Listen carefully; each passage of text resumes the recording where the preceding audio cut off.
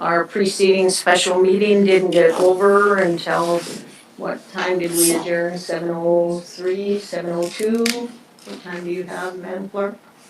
I don't have it written down at this point. That would be something that we would look into the audio for. Okay. Did you get it written down? What time you adjourned? Yes. What time? 7:02. Okay, so I think that should relay in these, in these minutes for this meeting, okay? Alrighty, Madam Clerk, would you do the roll call, please? Okay. Councilmember Sabrina Coates. Councilmember Steve Carrington. Here. Councilmember Richard Best is not online. Councilmember Julie Burke. Yes. Deputy Mayor Linda Combs. Here. Mayor Jeffries. So Here. we have 6 present, 1 absent. Okay. Mayor, how would you like to proceed with the absence? Okay, what is the wishes of the council regarding the absence? Well, or maybe give them opportunity to call in, so we'll take it up later. Okay. So, okay. All right. Please, and let's see, where are we? Doing the pledge. Is it your turn? I don't know, I'll do it.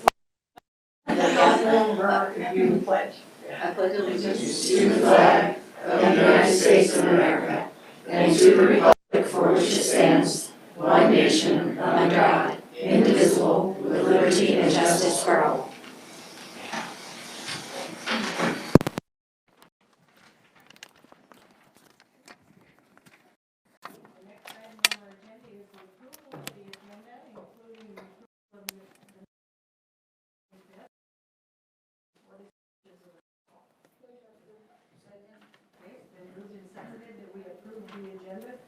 Including the approval of the consent agenda and the minutes of February 25th.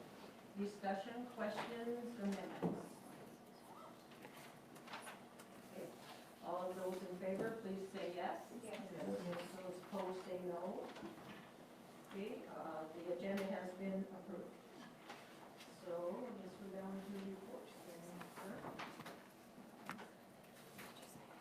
Thank you, Madam Mayor. So I don't have a written report, however, I provided council with a memo earlier, or I guess late last week, on coronavirus 19. So for the members of the public, if they'd like to talk to that, it's on the back wall back there. So COVID-19, a great unknown. I'm not a doctor, so I won't profess to know anything about this virus. And if anybody else wants to speak to the virus itself, they're more than welcome. But again, it's the great unknown. I think it's caused a lot of fear. So I'm going to read the script, so I don't screw stuff up and then get hurt and what I'm saying wrong here. So the fear folks, some folks have is real. Does that mean that Palmer is in danger right now? No. There are no indications that COVID-19 is in Palmer. There's a little indication that it's in Alaska, but that's not to say it's not coming or it's already here in some form that's unknown. So taking prudent steps and planning are always a good idea, and something that Alaskans should be doing anyway, as we are isolated, ferries could sink or be delayed to weather. We've had that happen before. We keep our shelves and storage empty. There are also environmental conditions that we put up with already, earthquakes, volcanoes, snowstorms that keep us isolated. So again, taking prudent steps and planning are always a good idea to make sure that your lifestyle is secure in Alaska. I'm hoping that the big bind that seems to be going on is prudent planning on parts of those that haven't planned for something to happen in Alaska before. It's not some sort of FOBLO, F-O-B-L-O, I saw that on the site today. The fear of being left out. So if you're going to the store and buy bags of toilet paper and you don't know why, but because everybody else is, that's FOBLO.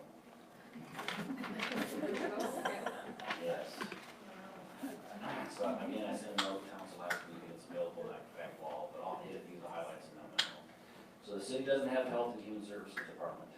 So we're not resourced to provide health care, which would include health testing, quarantine facilities, sanitation services, and related services, combating the actual virus or treatment of those affected. We do have plans in place, and we have for many years, on maintaining our infrastructure and public safety in times of crisis. Our workforce is limited in size, and some services just cannot be contracted out, which could be police and fire, water and sewer, and some extent road plowing, to the degree we know today. The majority of our workforce is not in a high-risk health category, but we do have a lot of public contact, which puts them in a high-risk group to exposure if something were to occur in Alaska today. So what are we doing? We're taking precautions and preparing. Those are personal choices. But those that are taking precautions and preparing should be ridiculed or shunned. But those that don't do it appropriately should be advised. Some of the things I've seen are folks wearing a face mask, nobody door with a hand, whether it's gloved or not, and then reach under that mask to scratch an itch or to take a donut, a bite of a donut, or a coffee. So all those protective measures you just taken have been wiped out. So if you're doing those things, do them appropriately. And if you see somebody doing those things, advise them on how to do it appropriately. Next, I want to talk a little bit about and clarify some of the general thoughts and authorities on some words that are buzzing around, like social distancing, isolation, and quarantine. So social distancing involves the authorities, in this case, that the borough and the cities might have, where we can dictate where people generally cannot go, and those are to public places. These are non-medical measures intended to reduce the spread of disease from person to person by discouraging or preventing people from coming in close contact with each other. Schools will be closed, as well as shopping centers, theaters, restaurants, any other place people tend to gather in large numbers.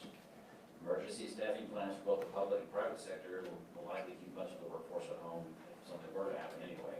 And many services may have to be accessed for the city on a Dropbox basis. Telemeeting for our workforce and flex schedule opportunities that have to be maximized if something does happen. And we have plans in place for most of that.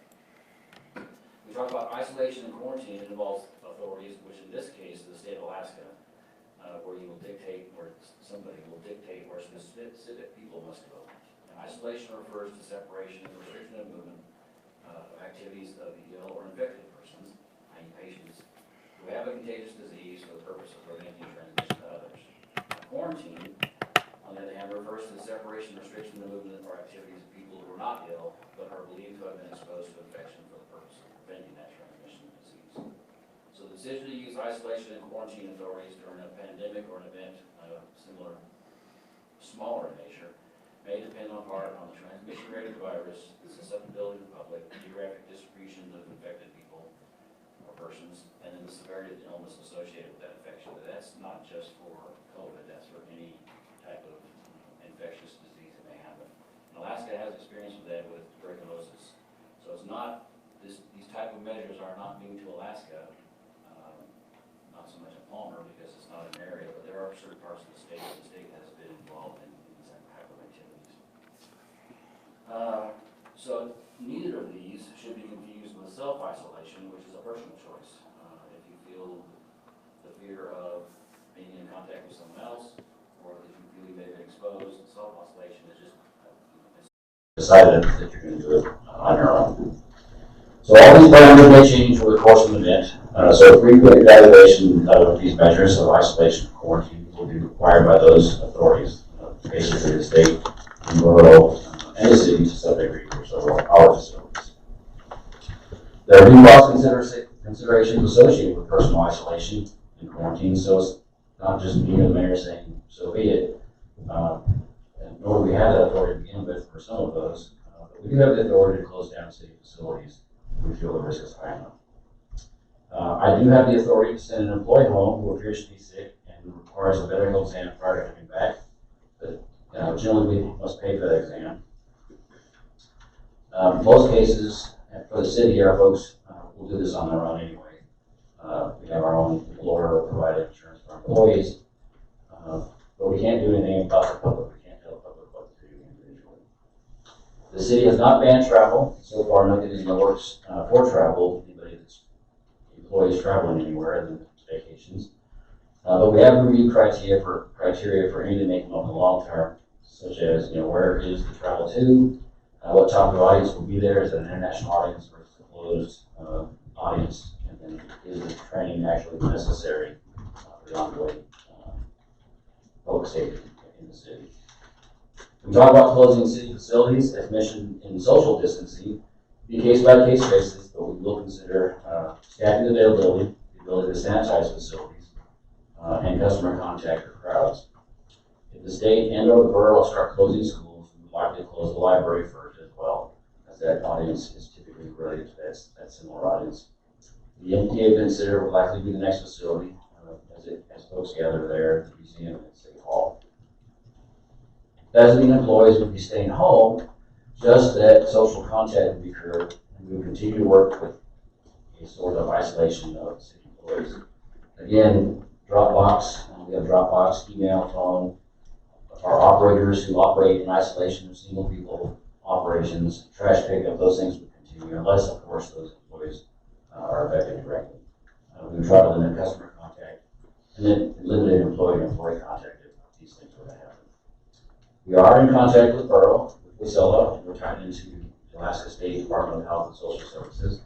We have a link on our website to the state's COVID-19 info site, so folks want more information on the state. You can go to our website or you can directly to the state website. Of note, Palmer is a hub. We have a lot of folks that transit Palmer for work, shopping, recreation, and social activities. I think the daily transit numbers we see are anywhere from 10 to 20,000 vehicles alone just passing Evergreen and the Colony Way. So we know there's a lot of transit in town. So I imagine if it hits Anchorage, we'll feel it just as much, if not worse, because we're a tight-knit community, both in terms of social interaction. There's a lot that goes on in Palmer, and then our proximity. We are less than 6 square miles of dense population compared to the rest of the valley. So when you talk about transmission rates, we're in the top transmission site. So in the meantime, be vigilant and respect your personal space as a protective measure. Hugs and handshakes should be curbed. I know that's going to be tough for some. Cough and sneeze in your elbow pocket, and that's another recommended, so you don't have it transmitted on your hands. Try not to touch your face, hide with your hands. Wash your hands and clean high-touch items often. You can't clean your dollar bills. That's a high-touch item. So, try to limit how you handle your money. Your cell phone is another source of high-touch item, and so clean those things as often as you feel comfortable with. But most really, be prepared. Don't panic. Watch out for each other. We are Palmer, and that's what we're known for. Thank you. Comments, questions? Yeah, Deputy Mayor. Great job, Mr. Wallace. I had reached out to Mr. Wallace last week because I've been involved for right at 1 week on a daily basis with folks at the state level. We are putting together a statewide network to hopefully be able to reach each and every senior or elder individual. That's where our concerns are. The city has a great emergency plan for their infrastructure and how their employees will act, react, be treated, etc. For the facilities, I think you're going to take care of, and if this happens, you can take care of the city just great. My big concern is at the social services for elderly folks, such as Meals on Wheels, very likely would be suspended. And then what you have is you have a percent. First of all, we have 19% of the population in the borough is over the age of 65. So they are considered some of the most vulnerable in this event anyway. What I'm concerned about are those that is the only contact they have a day. It serves as a welfare check as well as getting a meal. So we're trying to put together ways to, you might see me on Facebook asking, how do you feel about a neighbor-to-neighbor program?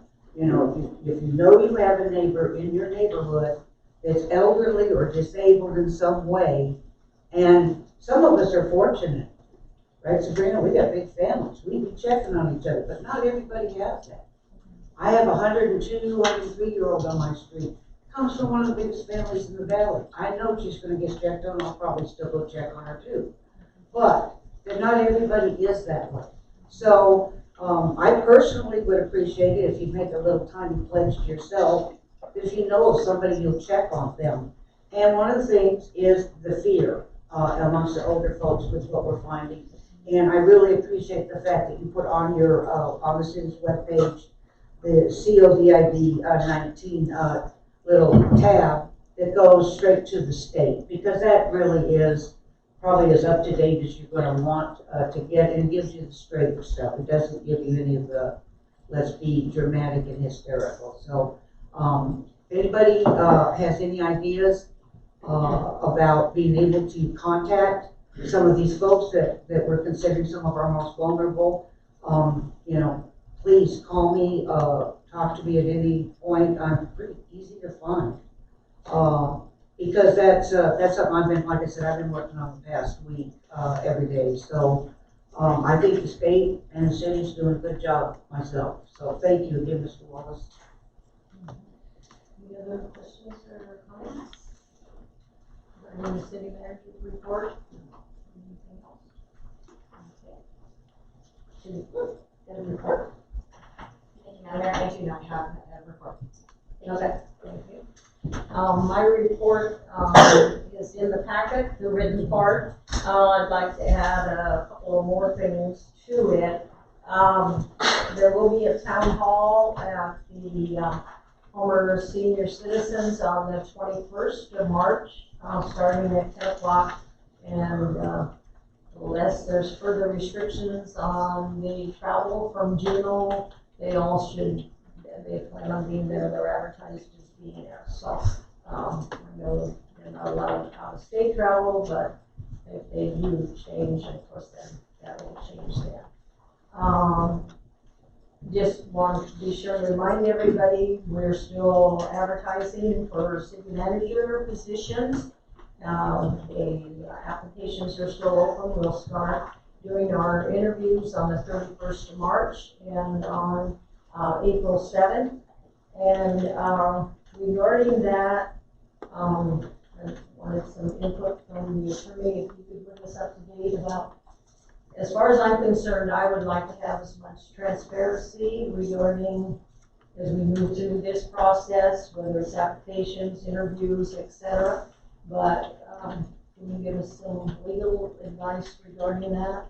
How much you can do and what kind of options we can present to the candidates regarding, so thank you, sir. Thank you, Madam Mayor, Council. That's a very good question. Thank you for asking it because I think it's an important one. I agree that the city manager recruitment should be very transparent, and with that in mind, applications for city manager and high-ranking officials are typically public applications, but for information such as medical, perhaps some financial information for tax purposes, those sorts of things. Okay. But the qualifications of the candidates are public. So the question is, what can you do in an executive session to discuss the candidates? Well, it's pretty clear cut in the statute, and you can go in and discuss character and reputation about the candidates. And typically, as I understand it, unless the application has changed, I think the application does say this is a public record. I believe it does. I have to check the city manager. Doesn't say that. Oh, because I thought it used to say that, but maybe it doesn't. And also, typically the clerk would send a letter to the city manager candidates and say to them, we might discuss your character and reputation in executive session, but under the OMA, you have a right to that individual to request an open meeting. So usually we send a letter and get their consent for the e-session. And I think there's probably some templates in the system somewhere over the years as city managers have been recruited. But that's how typically I see it's done, and I think that's probably what the law says based on Alaska Supreme Court cases, particularly on the Kenai Peninsula. What happened in Kenai Peninsula? Can you elaborate on that? Yes, I can. Thank you. In Kenai, there was a case where there was applications for high-ranking government officials, and the Anchorage Daily News, before it became the new Anchorage Daily News, asked for those. A city in the Kenai refused to disclose those, and public records litigation ensued, and the court said, nope, they're out there. There's also a case out of Anchorage, the Revell case, involving the librarian years ago. And you might recall when Mayor Tom Fink was the mayor, the librarian was terminated by the mayor's Blue Ribbon Committee, and they had violated the Open Meetings Act in deciding to terminate that librarian. So I think there's actually two of those cases out there. So, for high-ranking officials, applications are public, and unless you're talking about character or reputation, the qualifications are public, and that's balanced against public rights to know versus the qualifications of the individual.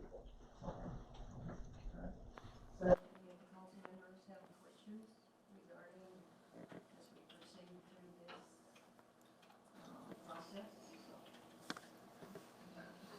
Yes, Councilwoman Graham. Will we be given every application, or will they be both? Go ahead, sir.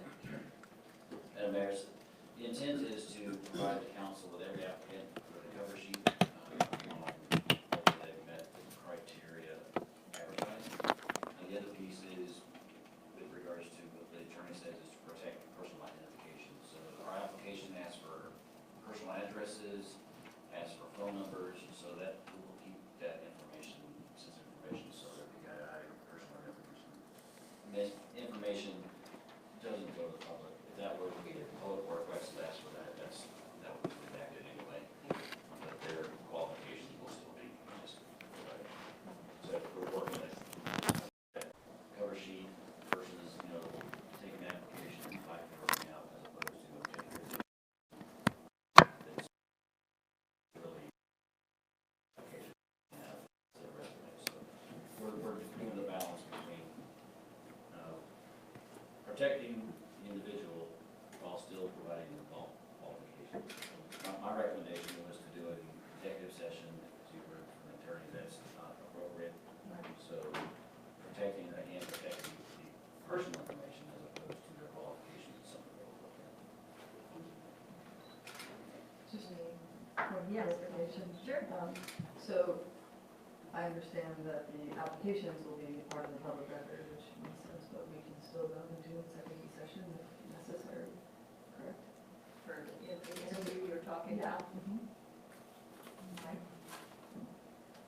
Madam Mayor, you can go in to talk about character and reputation of the individual, but they can request a public session, and if they do that, then your discussion about how you feel about them is public, given that approval. So is this any different than it's ever been for recruiting a city manager, or? Typically, the candidates, at least and I have interviewed elsewhere, typically the candidates are, you're asked, we're gonna go to executive session, you wanna be here as a courtesy? But now, if somebody would say, yeah, I wanna be present, so it's, and then you can balance that against, having, that really influence your decision one way or the other. But it's, again, each candidate, if you're gonna go into executive session, has the opportunity to have that be an open, as opposed to, Yeah, okay, Yeah. one point. My microphone didn't turn on, So, they don't get to come into executive session with you. So is that clear? So you can have a candid conversation about the character and reputation. And sometimes you learn bad stuff about people, and just how it is. Other times you hear great stuff about people. So, anyway, that's sort of what you need to do when you're recruiting a high-ranking official that's going to run the city, deal with the finances, and those sorts of things. Yeah. Thank you, Madam Mayor. So historically, for the city of Palmer, are you asking what we've done in the past? Just a little why this is. Put your mic on. Because, why, Why was so, this brought up, like, because things, as Mike had mentioned, there has been some change in practice and, these day-to-day case law, basically, that Kenai Peninsula area happened after we recruited for Nate and myself. So yes, historically, we have practiced differently, but that no longer is valid due to some of the more recent cases that occurred. So to answer your question. And the actual interview is open. So the one on, it's not, it's not one-on-one, But the actual interview of asking questions, that is an open meeting. That one's not executive session. I think there's sort of two, Madam Mayor. Yeah, go ahead. I think there's kind of two pieces. I think there's a piece on looking at the applications and deciding who you'd like to interview, that's open. Then the question of interview, that's open. The question of deliberations on who you might want to select is when you go into the executive session.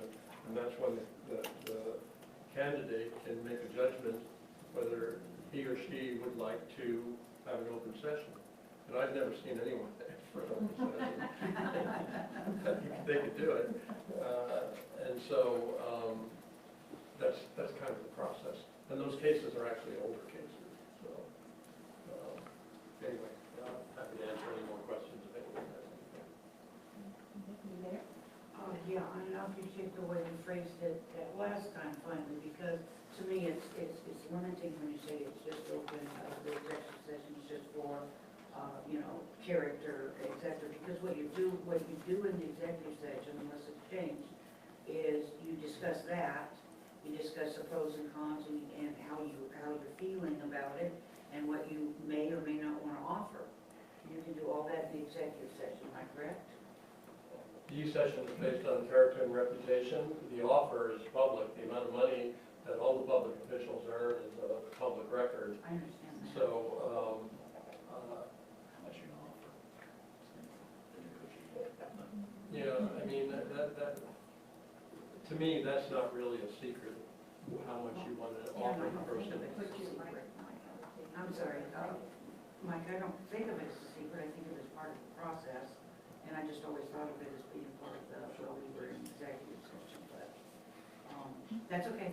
We've done it before, several times, and done it well, and I think we'll do it again. I think the city council has hired some very good managers for the most part, and I think they'll do it again. I think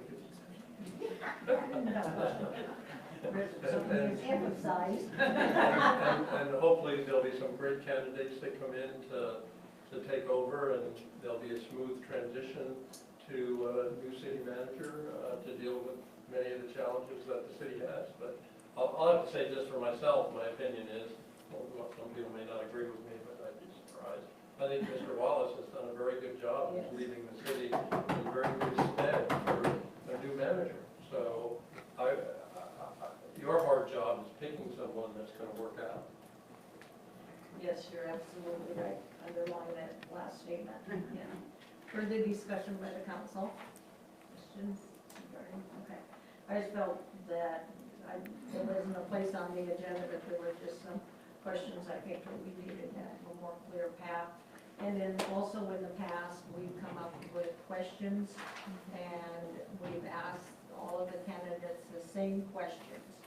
And so maybe we can have the clerk dig those questions out, a copy of them. I don't know if I have them because the manager helped me. The clerk's office didn't do the manager. Okay, so maybe then those could be circulated, sent out to the council members, and so they could look to see, okay, this is something we still wanted, ask the questions or come up with some more questions, and so we will, they just work that out to the council members, and then they can decide. And yes, the other thing is, we have 10 candidates, we don't want to ask 70 questions, but if we have 3, maybe we want to ask 70 questions, so anyway, okay. One and ask 13 questions. Oh my goodness, 13 questions. Well, we were put in a box and we didn't realize how good the box was, but we took a chance, so here we are. So, any further questions on the recruitment of the manager or anything else on my mayor's report? Okay. And Mike, do you have an additional attorney's report for this evening? I don't, but just one point that I think, and years ago, the clerks took this away from the lawyers on Robert's rules, so I haven't stayed current on them. But I really think that it might be good, maybe Norma does this, just to give a little primer on Robert's rules, because motions need to be made in the positive typically. And that way there's not confusion over, well, if you made a motion in the negative, if it passed or failed, what's happened? So I think I don't want to spend word to Norma, she can set up her own work, but just a reminder of that would be a good thing, or maybe this is enough reminder, I don't know. That's my comment, thanks, man. Okay, thank you. Any questions of Mike's report or anything? Okay. Alrighty, the next item on our agenda is audience participation. Anyone in the audience is welcome to address the council. 3 minutes if you're representing yourself, 5 minutes if you're representing the group. Oops, and my mic. We have an adopted mic here that I'm used to the mic going and staying on all the time, and it goes on, this one goes off. So let me rephrase that again. The next item on our agenda is audience participation. Anyone in the audience is welcome to address the council. 3 minutes if you're representing yourself, 5 minutes if you're representing the group. And Norma, the clerk will put us, for those that haven't testified before the city council, Norma will put a clock up so maybe we'll see that. So some of you have signed in and some haven't. If you do testify, you haven't signed in, please do that so we have your name clearly and your contact information. So with that, I will open audience participation. And we'll go ahead. Okay, so we'll go ahead. Ready? Yeah, go ahead. Yeah, then we'll push the button there and you'll get a red mic. Yep, there you go. Hello, my name is Nancy Burnett, and I'm one of the members of the Palmer Spring Classic Steering Committee. I'm here today to encourage you to approve the request for a grant for the Palmer Spring Classic and to answer any questions you may have. The Palmer Spring Classic was started 8 years ago as a way to showcase the scenic and friendly road cycling available here in the Palmer area. That year attracted around 50 riders. And last year, the number of riders participating jumped from 150 to 230, which both shocked and delighted us. Of that 230 riders, 100 were from outside of the Palmer-Wasilla area. We've teamed with many local businesses to ensure an awesome event, including the Palmer Ale House, 203 Kombucha, Turkey Red, Matanuska Brewing, Now Health, and Glacial Med Spa. Previously, we were generously granted the use of Vagabond Blues by owner Lori Koppenberg to host our registration and check-in. Due to the number of riders growing so exponentially, we reserved the Palmer Depot for this year. We do, however, feel that Vagabond Blues and many other Palmer establishments will still benefit for this large influx of folks coming into Palmer. We are so grateful for the support the City of Palmer and all of the local businesses have gotten behind the promotion and growth of this event, and truly believe that there is room for even more growth. The Palmer Spring Classic has the opportunity to be one of the largest cycling events in Alaska. Last year, we gave a PowerPoint presentation to the City Council on the demographics of participation for the 2018 event, and we'd be happy to do this again if the Council approves the grant and wishes us to do so. Thank you for your time, and if anyone would like to volunteer, please contact us. Thank you.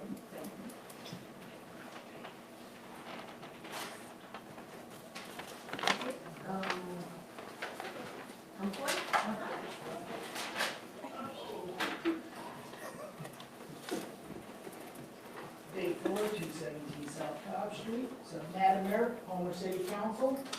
Ethics and values are very personal to each individual, and one has to be totally convinced about their beliefs to hold true to their own integrity. A member of this body who made clear his elected position when calling the Palmer Police Dispatch requested that a vehicle and an officer be dispatched to their residence and play music over the public address system during the early morning hours. Albeit his request was denied, as a council member with over a decade of experience, one must ask, what was he thinking, and is this individual incompetent, negligent, or just selfish in their service to this community?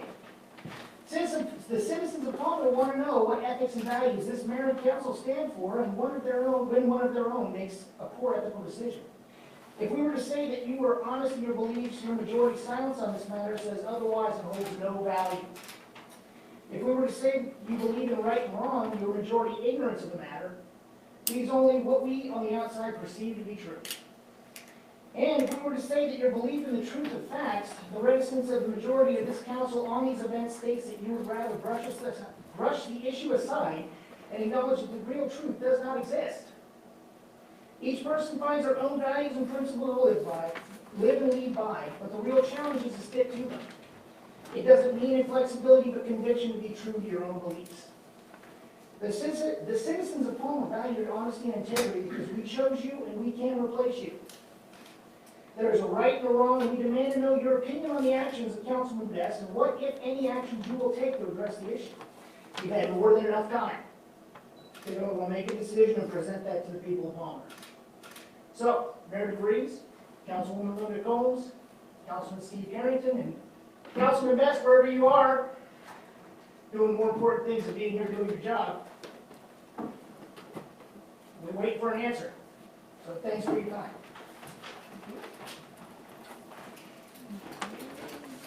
Lisa or Lee, you signed up. Good morning.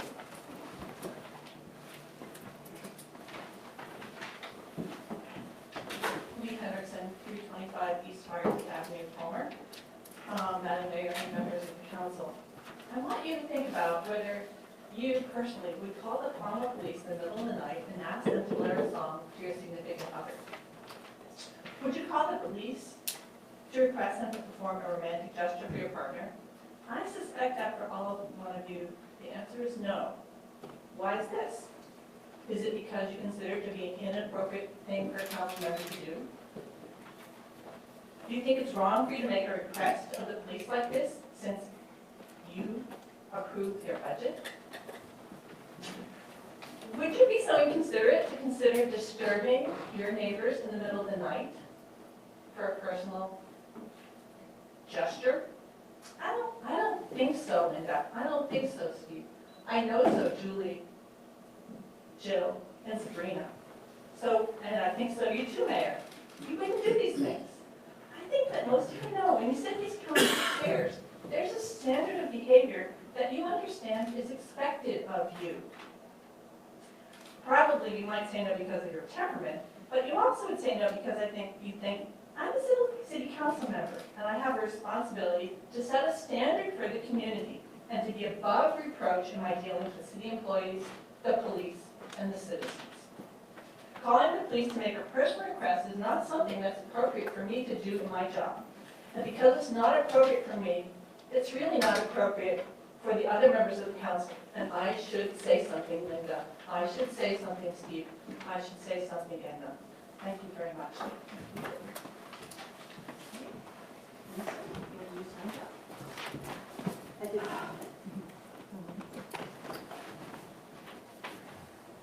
My name is Lisa Albert-Hideki, 1210 South Falcon Street.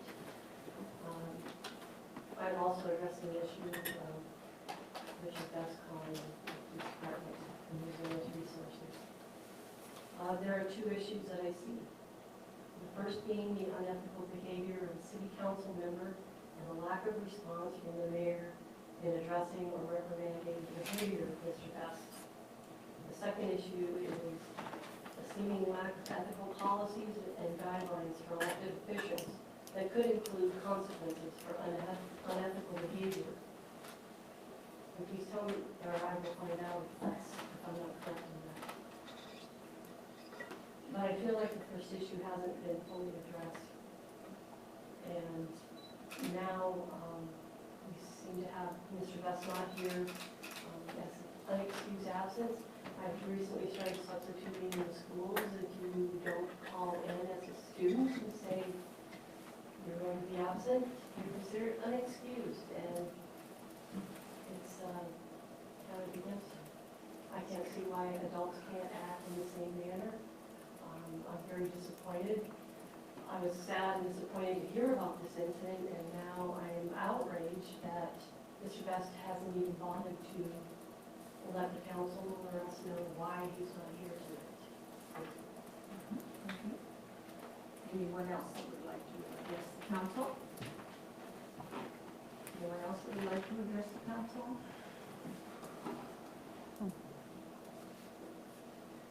Anyone else? Okay, close audience participation then. It's my understanding that we have a text from Councilman Guest saying that he had planned on calling in, or maybe would you like to read the text? That would be best. Thank you, Mayor. I do want to let the council know that the question came up at the last meeting, we had our joint meeting, was I notified prior to that meeting? I was not, but Councilmember Best did notify me prior to this meeting. I was hoping to be able to attend telephonically, but I will not be able to. That was the message that I received. So I do have notification of him prior to this meeting. Thank you. The next item on our agenda is new business, action memorandum 20-019. What is the wishes of the council? Second. Okay, it's been moved and seconded that we approve action memorandum 20-019. Discussion, amendments, Deputy Mayor, Steve, Councilman Carrington. I have a little bit of trouble with just the presentation. That normally we get a cover sheet for the AMs that kind of give us a summary and includes, if the attorneys reviewed it in initial budget, finances reviewed it, to talk about it. So I guess I'm a little reluctant to kind of try to deal with this tonight. So I guess I would be asking if we could postpone this to the next week. Okay, is that a motion?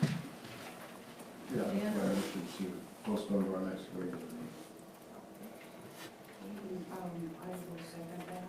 Okay, okay. And can I explain why?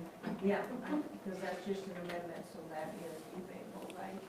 Yeah, that's fine. Okay, so go ahead.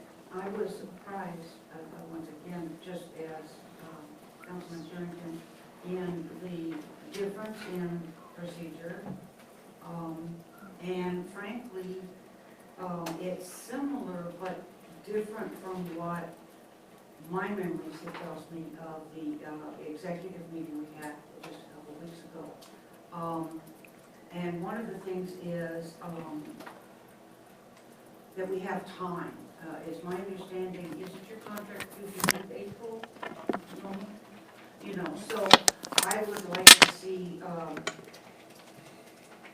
it go through the same process, that we've used before with, the department reviews, the attorney, et cetera, and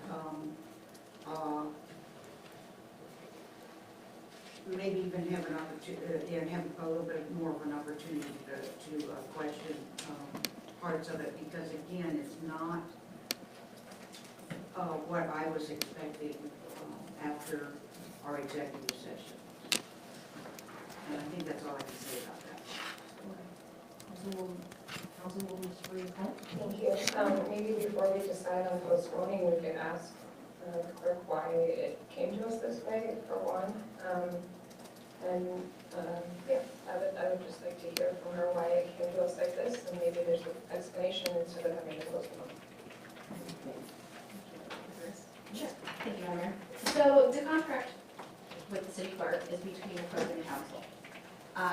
We never had the staff review these. This isn't something that goes through the staff. This is exactly how it came to you 2 years ago under a consent agenda. This is how it approved 2 years ago under a consent agenda. So this AM looks exactly the same as precedence is provided.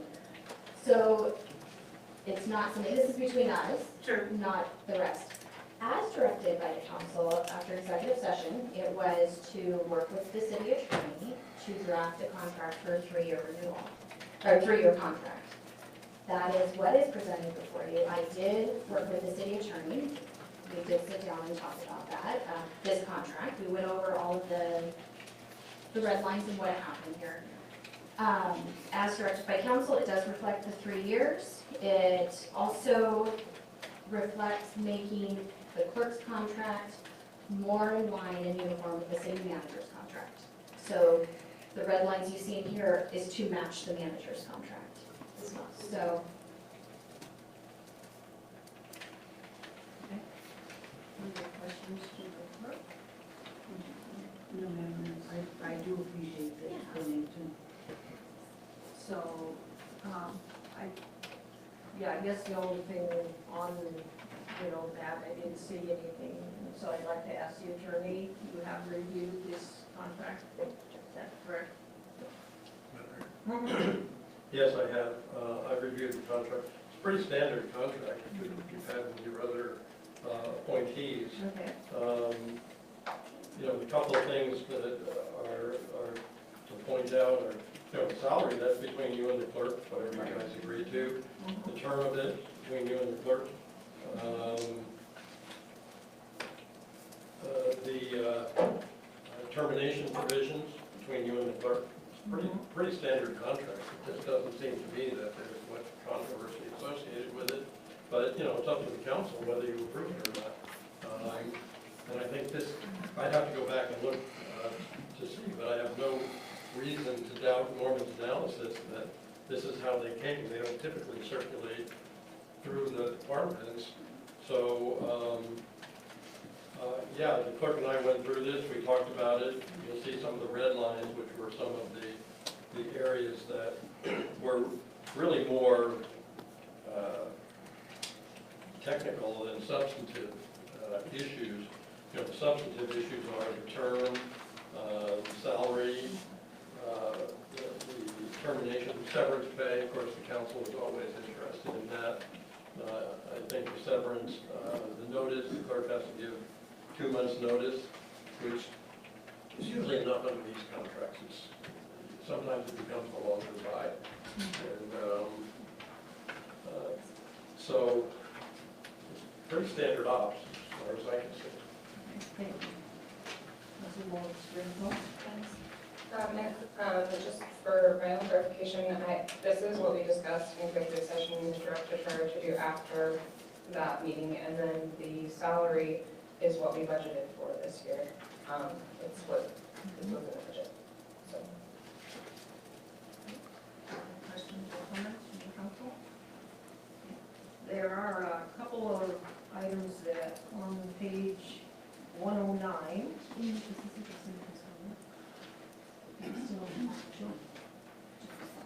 Well, to me, this shows why maybe it should be postponed. Okay. okay, Okay, so on page 109, in section B, the second B, under section 3, under A, the 3 years was changed to, the 3 months was changed to 2 months. But in the next section B, the 3 months was left in there. And so I think in order to be consistent, that needs to be, that needs to be changed to 2.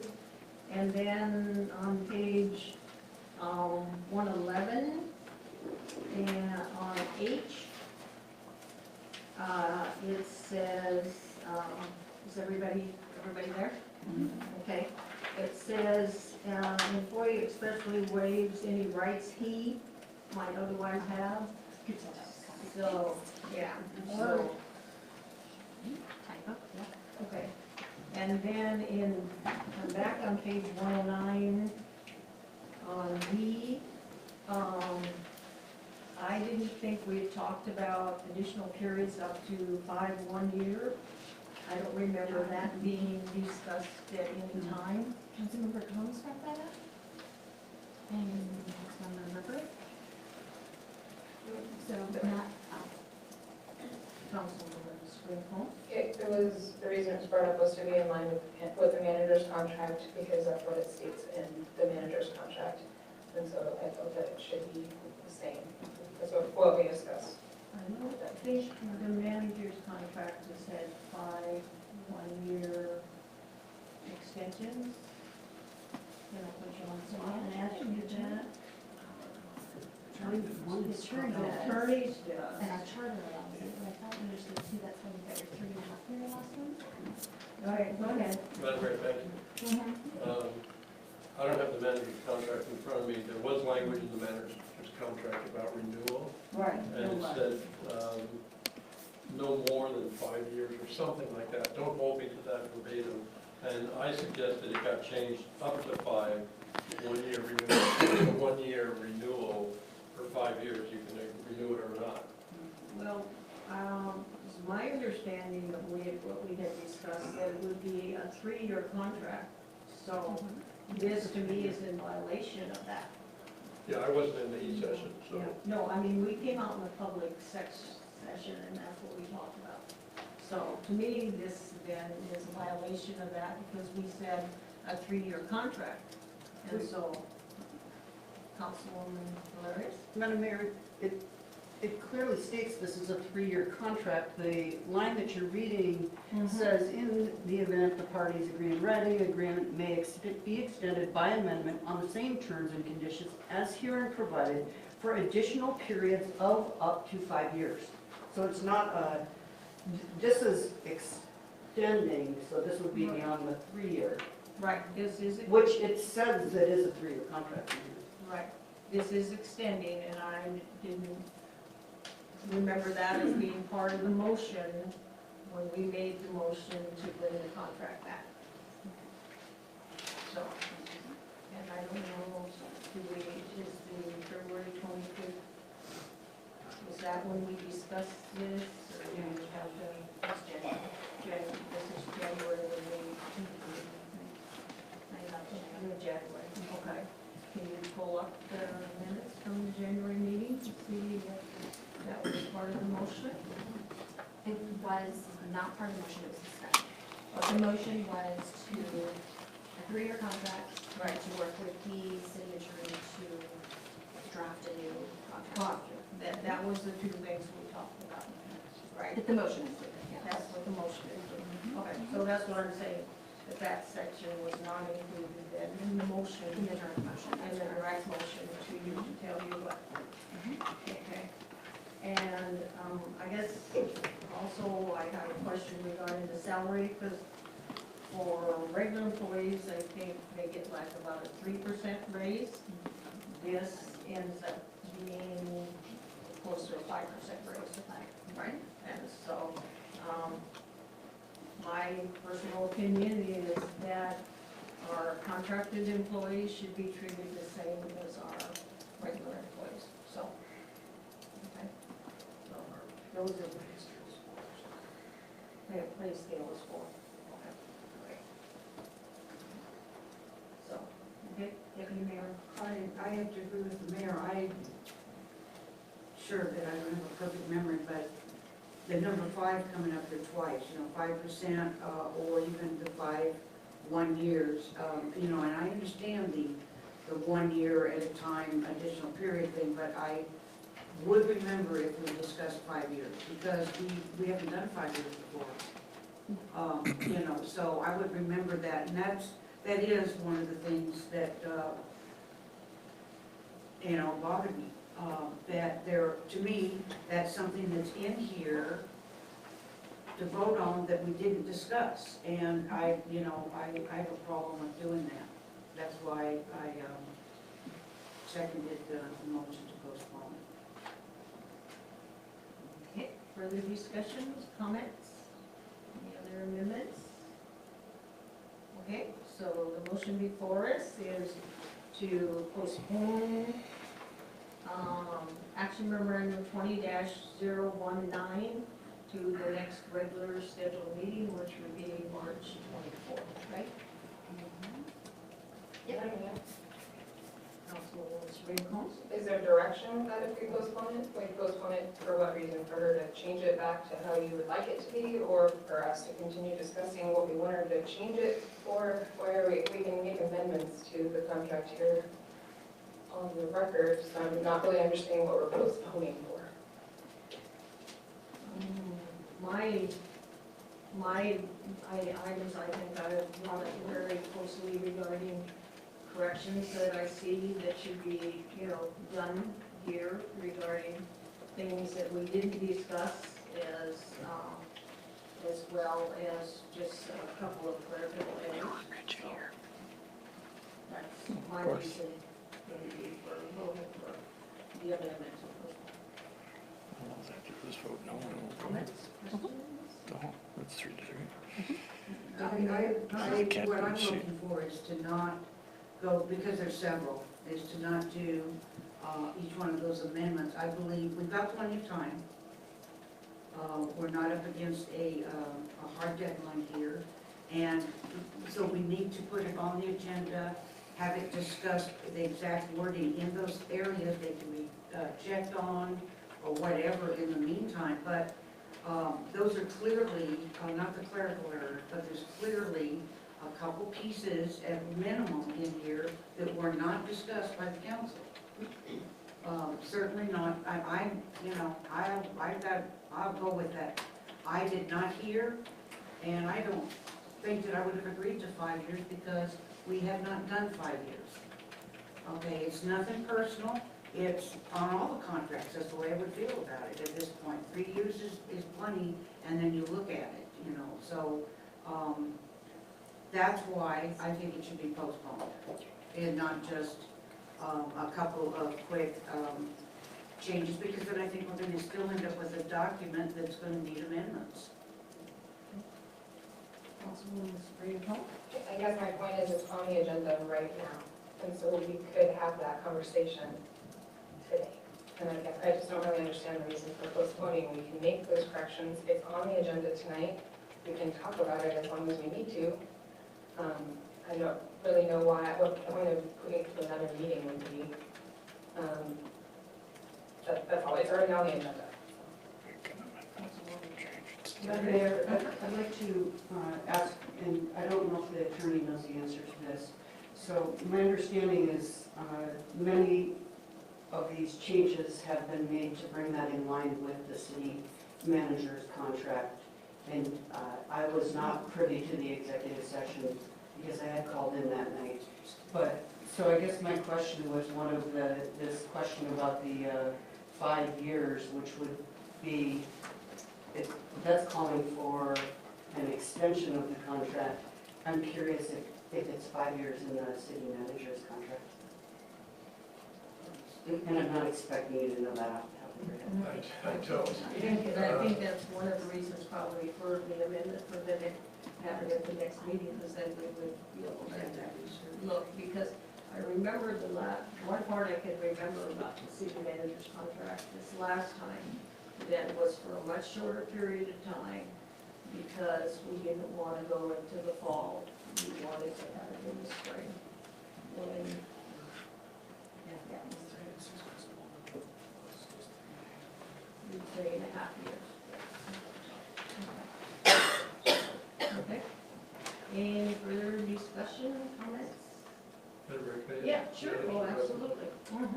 My hazy recollection of this is that there was language in the document that I reviewed, and it got changed to this up to 5 years. So I'd have to go double check to see if it was in the manager's contract, but if you are not intending to have the 5-year amendments, it would be 5 1-year amendments, and take it out. Then salary, of course, is up to you and the clerk as much as negotiated, so. And I'm sorry, Councilman Valerius, I don't have the answer off the top of my head. Further discussion?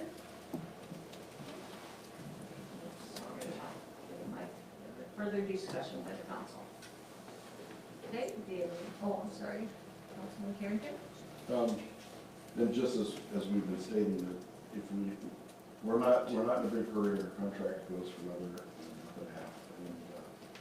And this postponing for some next regular meeting would let us get a chance to, okay, let's look at the manager's contract and, just see it, make sure we're doing everything as it is. We only get 3 employees, so I don't mind being careful. Comments? Oops, sorry. Further comments? Yep. So as to that 5-year, again, a lot of this was drafted in to coincide with the manager. Mike is right. I'd have to look at the manager's contract to see exactly. I know that he renewed his last contract for 3.5 years. This is one of those that, is that what matches or what? Okay, I get it. I agree as well, that this is a negotiable, amendable item that can be done at the table tonight. You do have within my contract that you have to give me a 3-month notice. And we're at that point, but where are we going with my contract? I need security here, you know, so I'm asking the council not postpone this, that we have this discussion tonight at the table to figure out what, if that's the point to hold, what is another 2 weeks going to do? I'm not sure what we're trying to accomplish here. Madam Mayor, is it possible that we could pull up the manager's contract and take a look at it? It was a pretty quick thing to do when we were in the executive session. That would solve that problem right now, and we could move forward on it.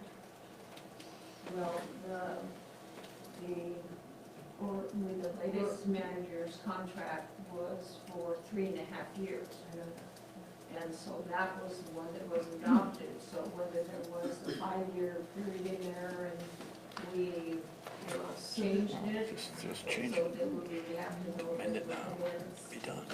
Also.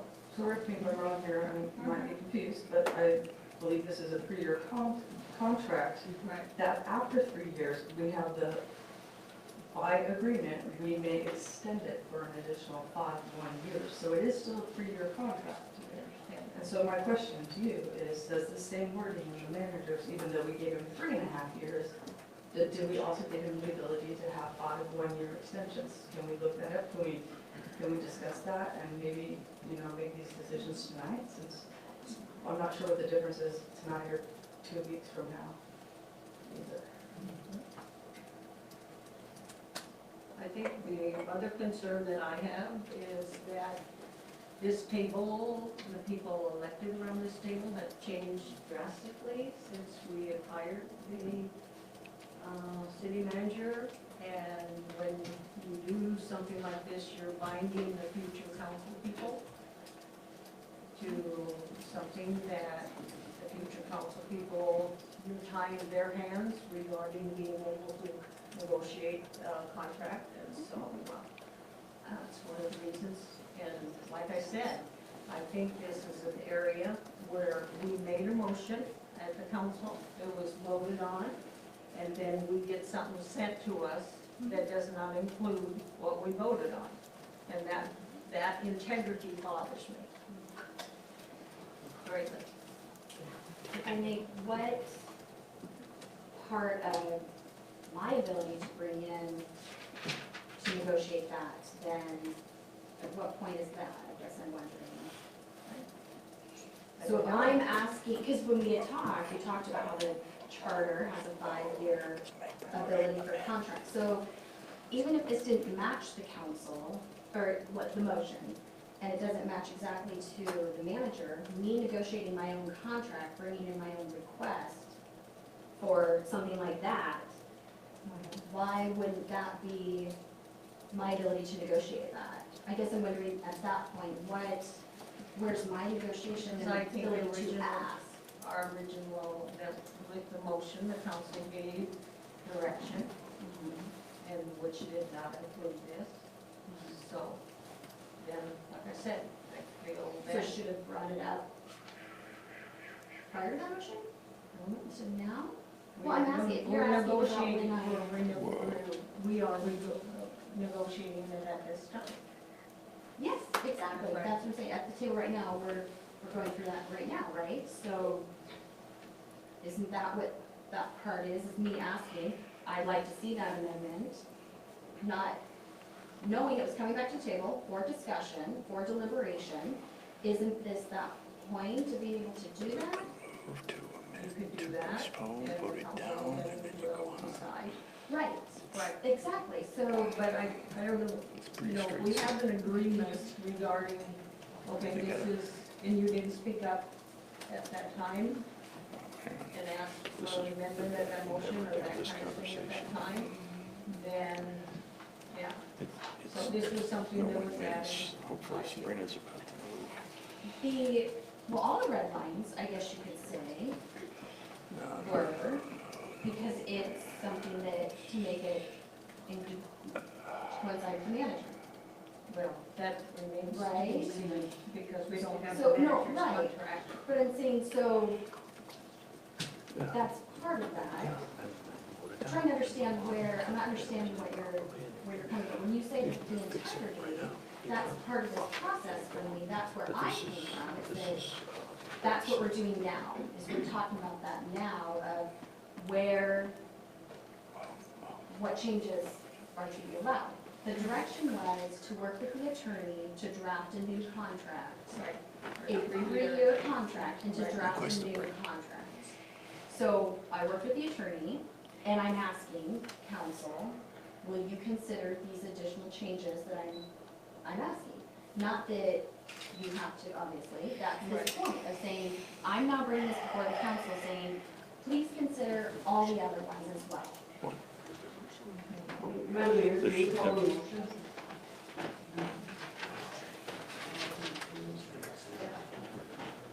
Good, good. Are you calling the question? Call the question. Okay. Right, so the call for the question is not debatable, and what is it, take more than a simple majority? Unless there's two-thirds. Okay. Okay, so now this is for the call for the question, not for the amendment. So the call for the question just asks that discussion regarding the amendment not continue. Okay? And it requires two-thirds of You end council debate, to simple, end six of debate. us, so two-thirds would be four. Yeah. Four, right, so four would have to vote in favor. And then this is suspending discussion. Right? Yeah. So all those in favor of the call for the question, please say yes. Those say no. Call for the question? No. Okay, so Who did what? we don't, you know, Decide deliberations. still have About the deliberations going. postponement. Postponement, yeah, that's still the motion on the floor. We still have the deliberations on the amendment to postpone. Okay, Councilman Berger. Thank you. So, if we postpone for 2 weeks, and there's something in here you don't like, at what point does she negotiate what she does like? Does she bring back the 5 years again in 2 weeks, and we discuss it then? Or do we discuss now what we would prefer? Do you want a stricken? Do you want to negotiate the 1 year that was in the previous contract? Right? Like this, It would, yeah, it's so all back on the table. so but we could do that tonight, because that's the same thing we would do in 2 weeks, correct? I don't not know, I can't speak for the council, I don't know what we're gonna do in 2 weeks. I can't say that, you know, what we're gonna do in 2 weeks, I don't know, it would be back on the agenda. That's where the question is. And if it was the exact same thing, it would be in the exact same. No, that's better. She's lost control. We'd be in the exact same place in 2 weeks. She's very It could be, and, Well, well, oh, you yeah, know, there are having certain the changes that need to be Yes, made. I totally agree with that. Well, But for Norma, she stood up for But as it. far as Said, like, negotiating that portion for contract, is there something else? Is there something that would work for you as far as what the contract was prior to this? Was it a 1 year extension at the end of the 3 years? Is that how it worked?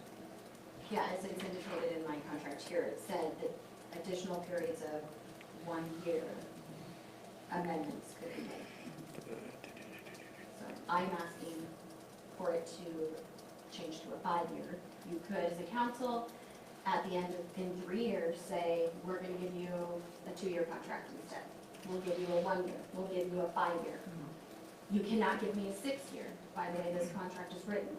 It would be, I have 3 years, and then in 3 years, we come back to have a conversation about the contract again. And you could do, reiterate, you could do a 1, a 2, a 3, a 4, a 5, could not do a 6. And the 5 is the most in our city code that we could be both charters. In the charter, that's correct. Further discussion on that? Councilwoman Rico? I think what we need to do is not postpone this, and then once we don't do that with this amendment, we can make amendments to this contract right here at the table.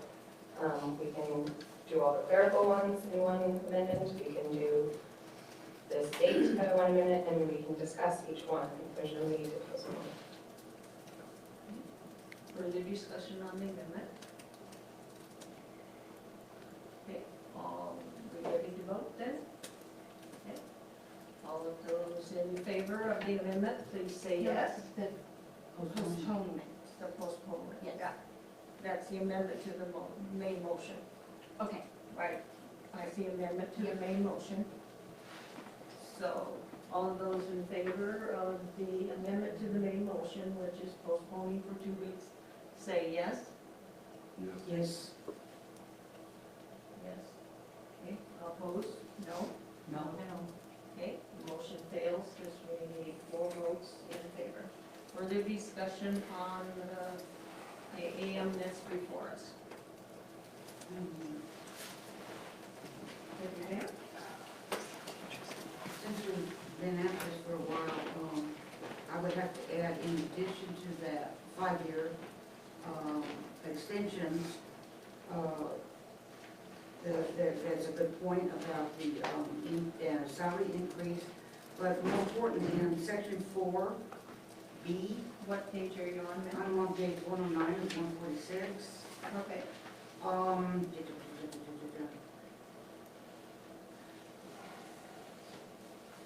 You can correct me, City Clerk, please. Where it's got lined out, employees shall be subject to an annual review. Where is that provided for then in the rest of the contract? It's reworded. It's the line, the very last line of the contract, which says, which is determined to do so on the basis of an annual salary review. So annual review there.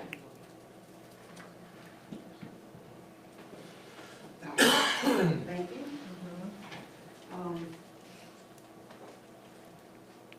So that, what's before us is to vote exactly the way it is, or to not approve it exactly the way it is.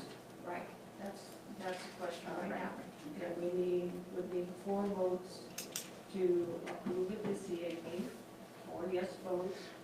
And if it's not approved this evening, then it can be brought back. I, as mayor, can bring back the contract in 2 weeks. Or, a couple of council people can ask to have it put back on the agenda in 2 weeks. Councilwoman Rico? I'd like to make a motion to make some clerical amendments to this contract. Okay. Section 3B, changing 3 months to 2 months. Section 11H, changing he to he or she. Okay. Would you be amenable to just she? Sure, although I would hope that one day maybe we could have a male clerk. That's fine. But this is This is Yes. specific to me. Specific to you, yes. Yeah, Yeah. so And let's then I will change.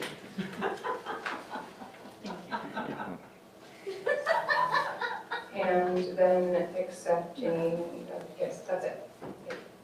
So just, yes. I don't believe we talked about it. Go ahead and make the motions on that. Okay, is there a second to that motion? Second. Okay, all right, yes, go ahead, sir. On 4B, Okay, where it says annual salary review, would be, it probably should be an annual performance review. okay. Can I just add that to my motion? Instead of making a whole new one? I'll add that to the second. So the motion is for 3 changes. One is on page 109 to change the 3 months to 2, so it is follow suit with section A. And then at the bottom of page 109 in B, to change it on the basis of an annual performance review. And then on page 111, to change the he to she in H. Yes. Okay, and it's been moved and seconded. Discussion on that amendment. Okay. All those in favor, please say yes. Yes. Yes. Okay, those opposed, please say no. Okay, so those changes stand. So the employment agreement is before you with those changes. Any other amendments, discussion? Yes. Madam Mayor, thank you. I move to amend salary section 4A to be in line with the rest of the city at 4%, in line with the other employees of the city. 4% increase, I'm sorry. Okay. Second. Is there a second to that motion? Okay. All right. So is there discussion on that motion for the amendment regarding the salary? We'll get the corrected figure. Let's see. You probably should put a figure in there, I think. Sure. Current is 91,800, isn't it? Yes. Yeah, 91,800, and times 4%.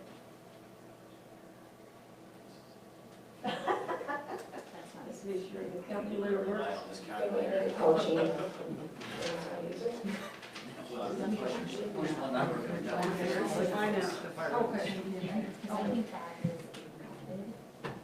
This is a rounded number. No, Not the 96, the 91.8. oh, it's a rounded It's number. $91,780 and some cents. Okay, why don't I go ahead and, Not to that precise number. Let me go grab okay, it. let's You get guys down can to have a 5-minute at ease, and so we get the exact number.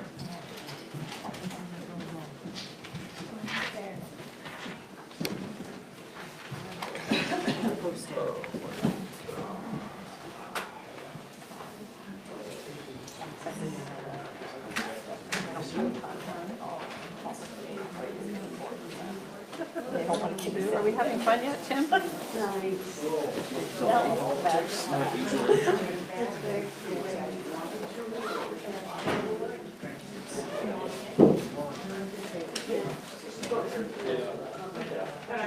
didn't think senior moments were something that could be legislated, but apparently. Get that shortbread business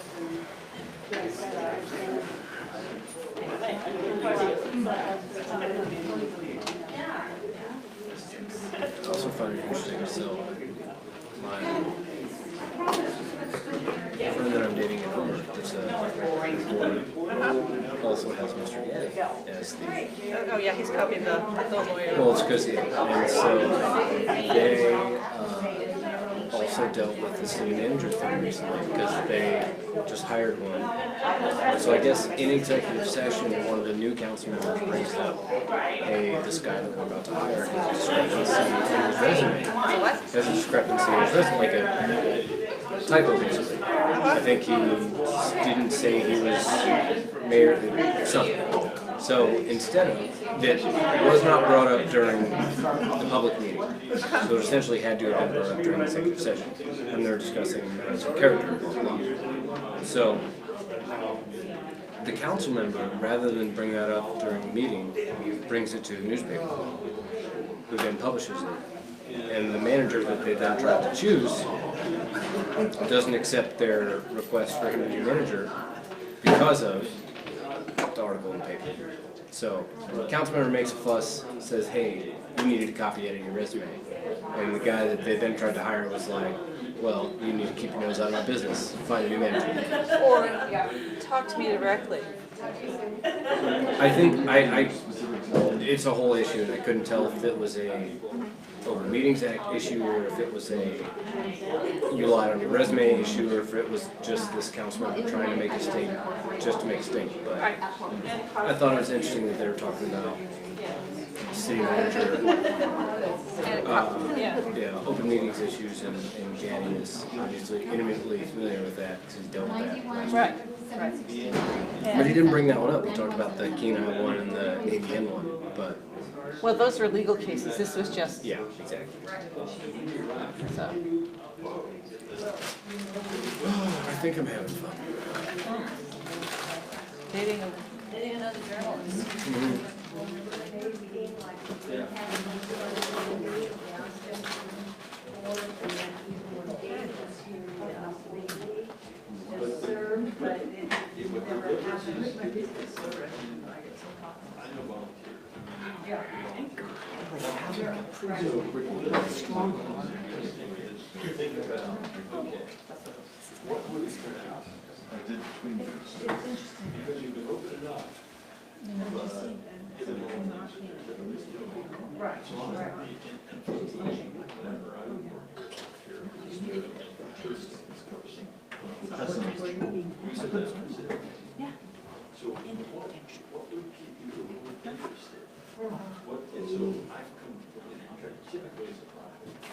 Yeah, that's what I was thinking. It's just a flat piece of land. So the deal is, yes,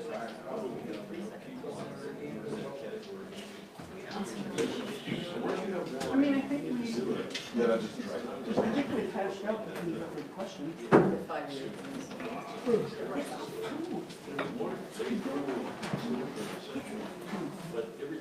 Is there any way you can look at your contract so we can just get to the bottom of whether or not there's those figures?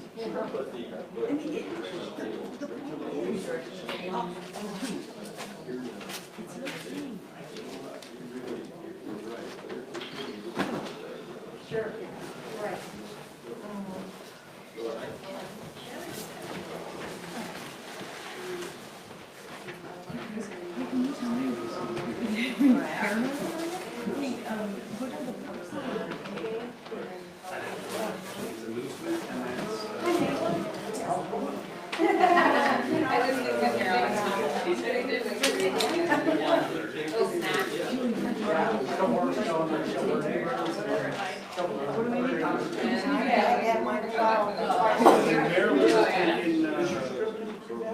It was drifting right at us. I could go down. I had a teleconference and I came to those. But I didn't get to mine. So I wasn't even up to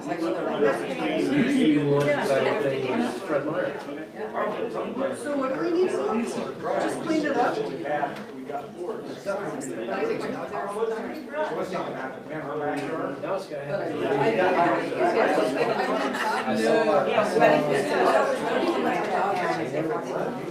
This winter, still one of my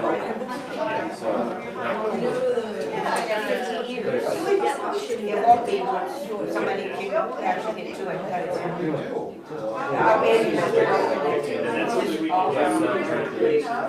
I mean, I sat there in the driveway and my car was crying, you know.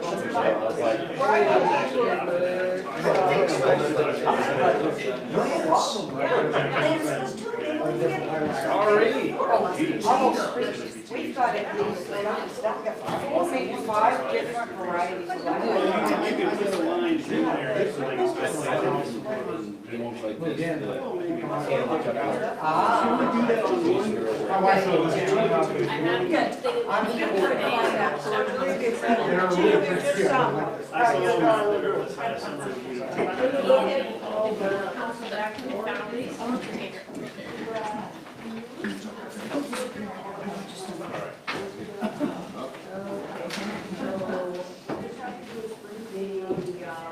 The amendment before us was to change on page 109, the annual salary, the present salary plus 4%.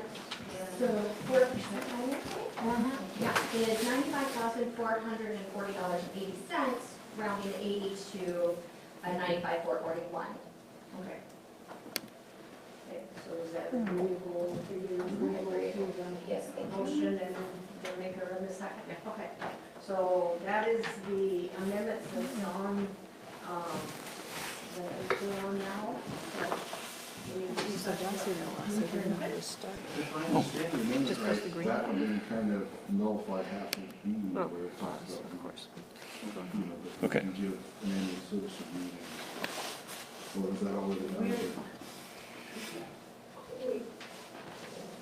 No, that was already done. That's done under the primary amendment number 1. This is primary amendment number 2. Okay. So, yeah, the primary amendment was the one on B, change salary to. Okay. Councilman Perrin. I guess, and it's just, it's my memory, so who knows if it's accurate, but I guess with the manager, I guess I've understood that we always kind of, you know, after a performance review, we decide if we're going to give them a raise or a bonus or whatever. Right, right. So do you think that in B, that is too, doesn't give us the option, or doesn't give the council the option? Well, I thought the amendment stated it would be like an automatic 4%. No. Saying it should be 4% like everyone else. Okay. That, it doesn't state any future, salary. So, Okay. would be my interpretation, and maybe my, you know, if there was no, the council could take it, this salary then is going to be set for the full 3 years. Unless you change it. Right. And Madam Mayor, Yes. I just want to remind the council that this is within the budget that we passed for 2020. Okay.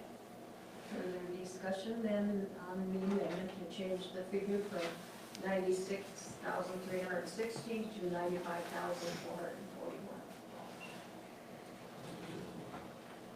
Okay. Any further discussion on that? Okay. All those in favor of the motion, please say yes. Yes. Those opposed say no. Okay, so that one now is approved. Further discussion, amendments to the AM 20-019. Councilman Burley? Can I direct the city manager to find his contract so that we could make this other, problem? Section 2D here, in line with his contract? And then maybe that would be amenable to everybody? Yes, public record, right. So you don't have it on your computer in place? I know I emailed it tonight, so.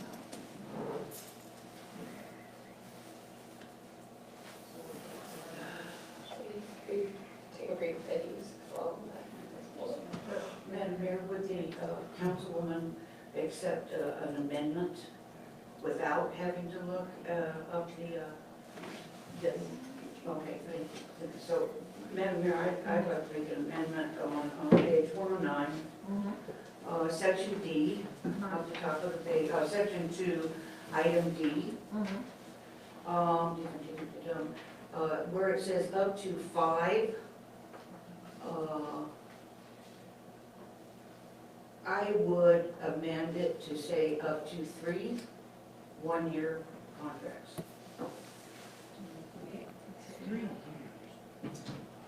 Pardon me?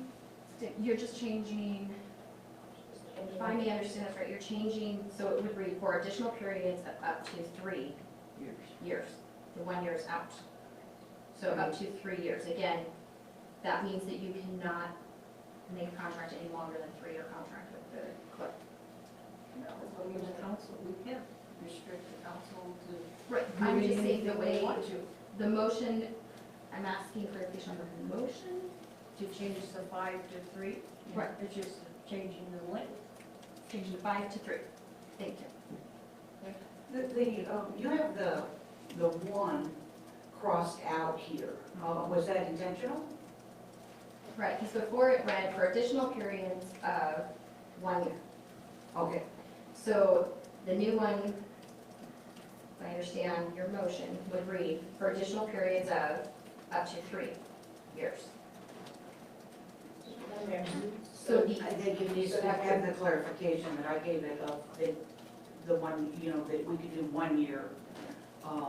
That's what So that means it could be 1 year, it could be 2 years, it could be 3 years. It could be any of those things.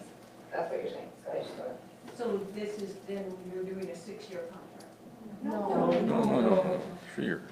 No, that's not my intention, so let's start over. Scrub. Well, you're giving the option, you're Yeah. giving a 3-year contract the option to be extended another 3 years. If we thought she was agree. Right. No, 3 1-years. Wait, wait, How do we word it so that we could do it?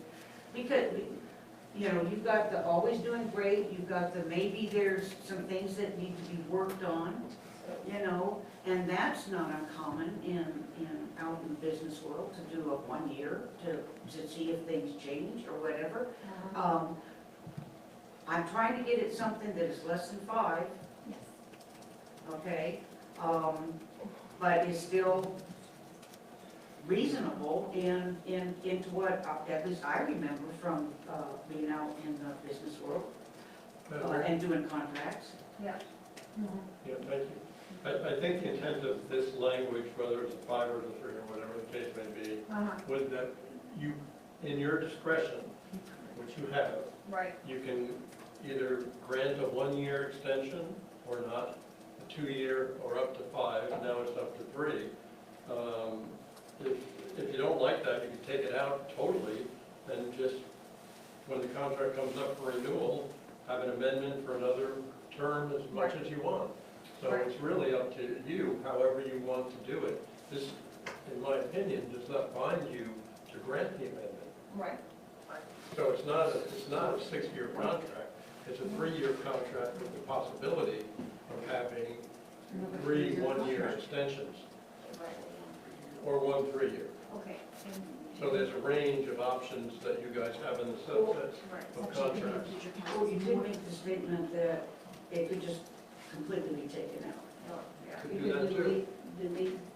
I mean, what's gonna be the least confusing, to me, and I don't quite see it as a 3-year, okay, extension, but I can see it as 3 1-year extensions. Been in that situation, and I think it's very valid. It's valid no matter what part of the spectrum we're on, so help me word it so that we can get it, you know, an amendment out there in maybe a second. Madam Mayor, if I may. Yes. This, if we read this as is, I think the 5 goes to the point that we could offer a 5-year contract per the chart, is my understanding. This reads up to, so whether it's 3, up to 5, we could choose to do a 1-year. So I don't, this isn't the binding thing, and I think we're getting hung up on something that this is just wording. We could literally renew it for 1 year after the 3 years, or not even at all. But this would say we can only renew it for 3 years, or only renew it for 5 years as the upper limit. We can always do something lower from 0 to whatever that number is. So I think this is semantics, but I think we're arguing something that's not, doesn't actually really exist. Really, it says up to. Councilwoman Sprinkles? Thank you. This is actually giving us more flexibility as a council, rather than if you eliminate it, it's up to 3 years. I mean, it's pretty standard in almost every employment contract that we do at my work, that is in there, that it's up to 3 or 5 years, that you have that option. It can be 1 year, 2 year, 3 year. And for the record, I do believe Councilman Berber did second the motion, because there is a motion on the table, if that's correct. Yeah. Because, just so that we're clear, I stand by the 3-year. Okay. further discussion on page 109, to change in D from 5 to 3. Yeah. Restating that. Discussion on the amendment. Okay, all those in favor of changing the 5 to 3, please say yes. Yes. Yes. Okay, those opposed say no. Okay, so the 5 has been changed to 3. Okay. Further amendments on the, I see your head shaking, did I misinterpret what you voted there? I was saying I don't remember more amendments. Oh, okay. Okay, okay, any further discussion on the, let's see, I keep remembering, on action memorandum 20-019.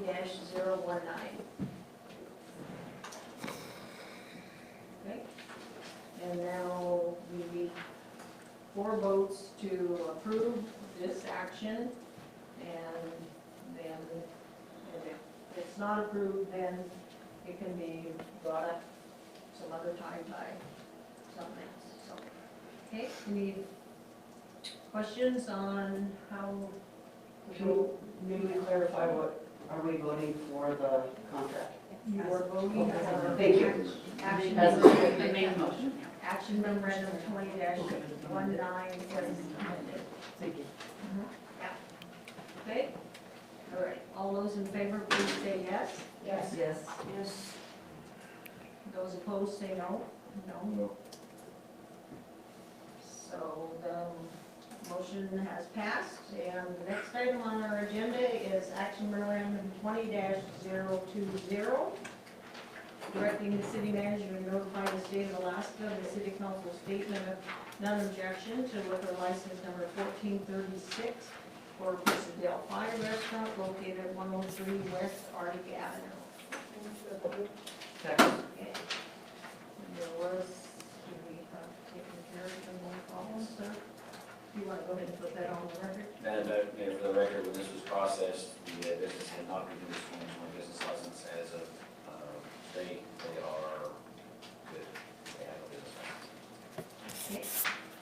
Any discussion, amendments, or questions on action memorandum 20-020?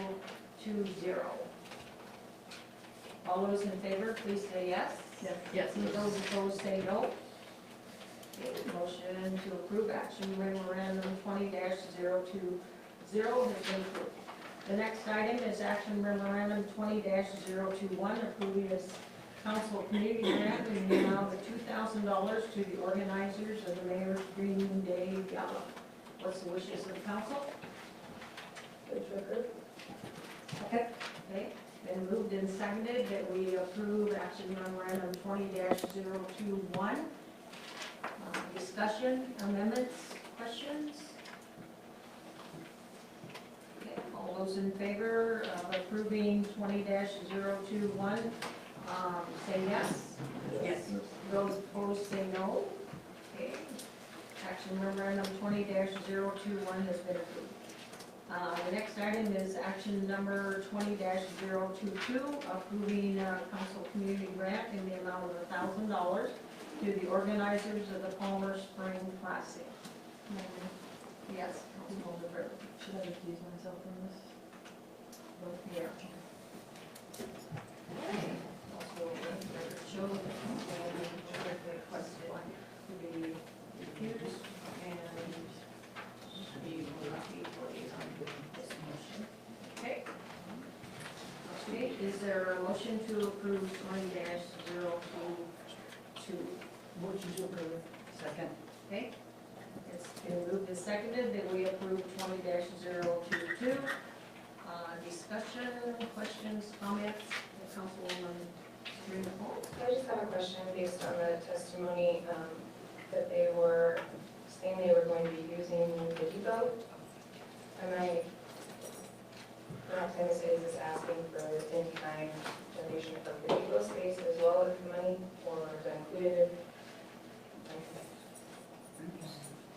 no, you moved and excluded, you're abstaining, so I don't think you can have any discussion. No, they are asking just for the $1,000 and we apply towards it. And that's how our request was written, and that's where it has. Thank you. Okay, further discussion? Okay. All of those in favor of action memorandum 20-022, please say yes. Yes. Those opposed say no. No. So the motion has been approved. Okay, the next item is information number 20-004.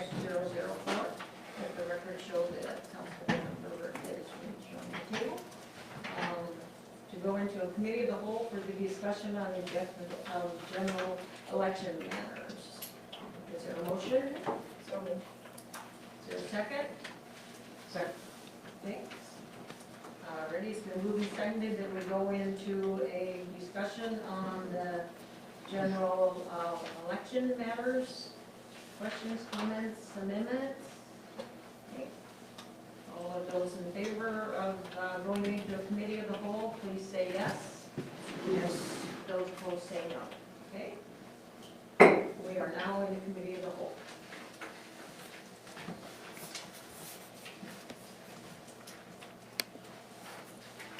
So, is on the question regarding bringing the code and the charter to an agreement, has, we need action on that, or are you preparing that? Action is taken the last committee of the whole, or direction is given, so Right. it's on the, yes, it's on the forward-looking calendar Okay, already. so that's taken care of. Mhm. That- Okay, good. We're ready? And then I see you have some proposed language for the ballot initiative for October regarding the tournaments. Yeah, on page 145. It's on page 143, is that right? 145, well, 143 Yeah. starts the A, Yeah, that's correct, or the staff report. right, and 145. Yeah. Okay. Does the committee of the whole mind, let's discuss this and we can get this out of the way this evening? So, is there questions or comments? We can't make a motion in the committee of the whole, but if there is some things that anybody feels like they need to discuss regarding that. Does everybody understand where we are?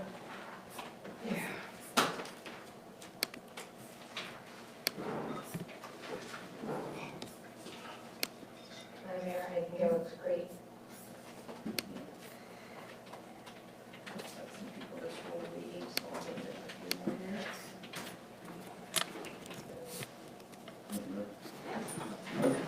I was just gonna read the bolded part at the end, which kind of summarizes what we used before.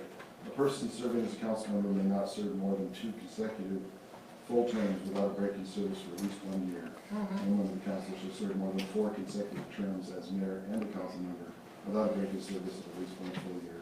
Years of service of an appointee filling a vacated seat does not count towards the full term. So, that makes sense to me. Need to be discussed anything further while we're in the committee of the whole? Nope, no more discussion, okay.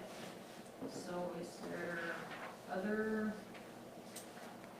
election items that anybody want to, yes? Madam Mayor, I don't know if we ever got any further with our discussion about maybe a vote by mail or extended hours, or did I completely forget that discussion? I think we had asked the clerk to look at, and she was willing to do the extension of the hours, and so she probably could address that. I think what I remember on the discussion was that we probably would need some budget changes And will do those, when the city manager brings the changes in the middle of the year. But then the mail-in, I thought you had said that would be very expensive and was something you would need to have some additional support and so on. But go ahead and you can speak to it. Thank you, Mayor. The reason that my bill is not on here tonight is because I still am trying to communicate with the consultant. That was the direction that I remember being provided, was to contact the consultant. The consultant is very busy working with Kenai Borough, as they have secured him as a contract. He is a sole source for up here in the state of Alaska, so I have not been able to successfully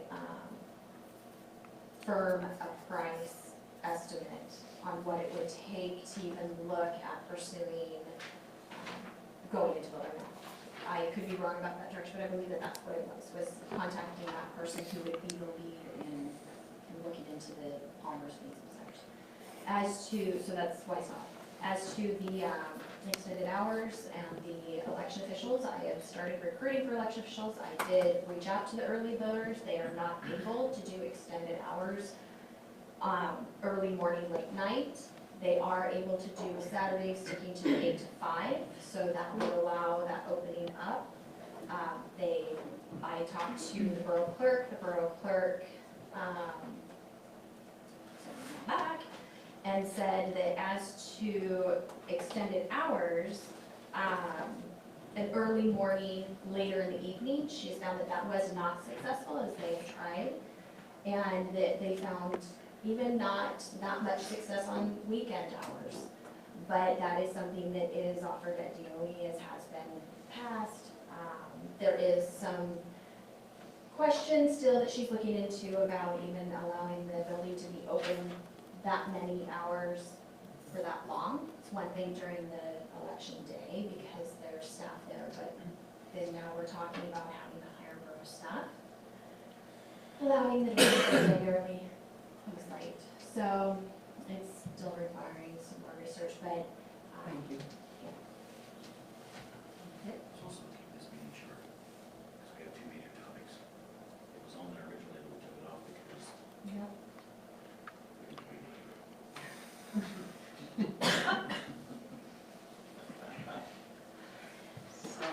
Okay, so we're still waiting for information on that. Your mic. Oh, thank you. I was looking at Norman. Mine was red. Yeah, yours was red, I was saying that across you. Yeah, so let's see, are there other, items then that, The other one here is the seats. the other item is, on the designated seats.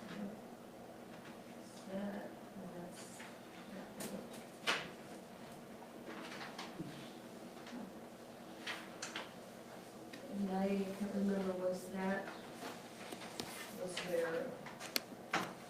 direction, we've never come out of a committee on the whole giving direction to you regarding preparing and bringing forth the legislation we had before on the designated seat. No, at the last committee of the whole, we had you postpone the item to this discussion. Okay. To hear. Also remember. But, so this is something that we voted on in 2019 twice and voted against. I'm just curious, why does it keep coming up? Because some council people are interested in bringing it up. So you want There's no restriction on people bringing things forward. Right. So, when we come out of the committee of the whole, are we going to vote on this again? I don't know, this is just council. I would just say for myself that I'm against it. I've been against it the first two times we voted on it. I'm looking at it's been before the council, now this would be the fifth time. And it's been voted down every time. And interestingly, some of the people that have voted yes have also voted no in the past on this. But I think the city of Palmer is not large enough to have designated seats. We don't represent a district here, and I think bringing in designated seats to our elections just takes something from, this is what I want to serve the city of Palmer, to my opponent did this or does that, and it brings a sense of negativity in more than possibly already is, and so for that reason, I don't support it. Yeah, yes, go ahead. At least the ones that I brought forward, all have been for at-large designated seats. It's like what Wasilla has, where they're designated for people running, but it's just a designation. It's, everybody votes on it. It's not a district. It's, at least the ones I've worked on have never been a district, because I agree, we're a small town. I just believe the designated seats are, they're more, it's more transparent for when people are running. You know, if someone wants to run against me, I'm running against me. That's just how I feel. Thank you. I think that, I'm not a proponent of designated seats. I think it switches the message that I'm running to serve my city versus I'm running against someone. I don't think it's necessary. Our elections are small. It just creates an adversarial type attitude that we just don't need. It's just not necessary. Any discussion on that matter or any other election matters? That's the one area that's still holding fire, and then on future agendas, we will have the code in the charter amendment regarding, so that they both agree, right? So that's, and how soon do we have to have things ready to go on the outcome of that one? So that would have to be decided by maybe in July. I mean, yeah, because that is a charter. Oh, we're gonna change the code, right? Unless the council would decide differently. They wanted to go the other way, right? Then it would have to go on that. Yeah. So I think we probably should have that brought to the council in time, so if the council wanted to go the other way, that we wouldn't miss another whole year. You see what I'm saying? Yep, yeah, I recommend, Mike, please. oh, no. I recommend that be no later than May. Okay, good. Because I believe, well, it's changing the charter.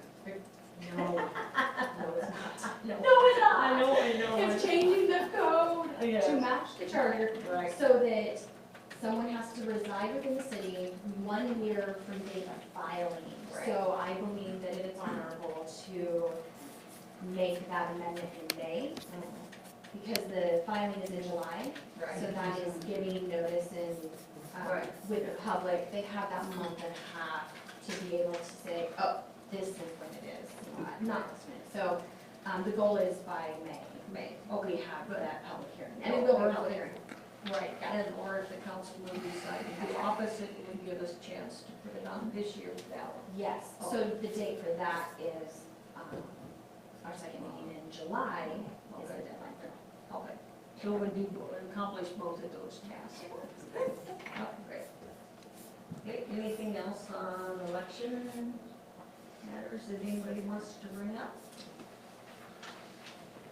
No? Okay.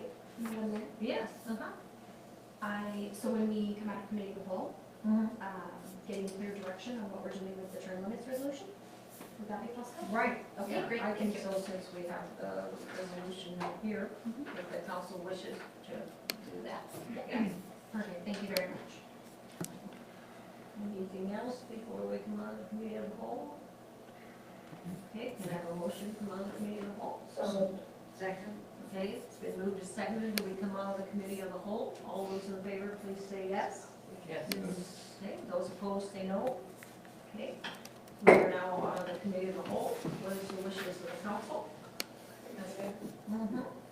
I move that we take the steps necessary to get the term limit,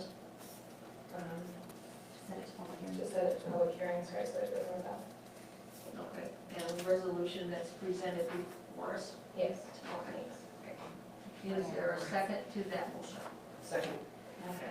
So the motion is to move forward with the proposed resolution regarding the term limits to be placed on the ballot in October. Discussion, amendments from the council? Okay. All those in, I'm sorry, do you need some clarification, Madam Clerk? Yes, the motion that I heard that's on the floor is to set the resolution to a public hearing. So you have to have a public hearing on this? Right. Okay, Set the things in motion, I think I said. thank you. Yeah. So whatever legal requirements we have to have in order to put this on the ballot in October. Yeah, okay. Everybody understand the motion? Okay. So all those in favor of the motion, please say yes. Yes. Those opposed say no. Okay, the motion passes. So you have some direction there to bring back to that. So we have two items that will come before the council regarding election changes at this time. Okay, alrighty. Any other motions you did? Okay. Record of items placed on the table. We have the memo from the city manager regarding the COVID-19, and there was the email that was forwarded to council from the miners, thank you, regarding the council grant on the Great Day Out. And that was placed on the table.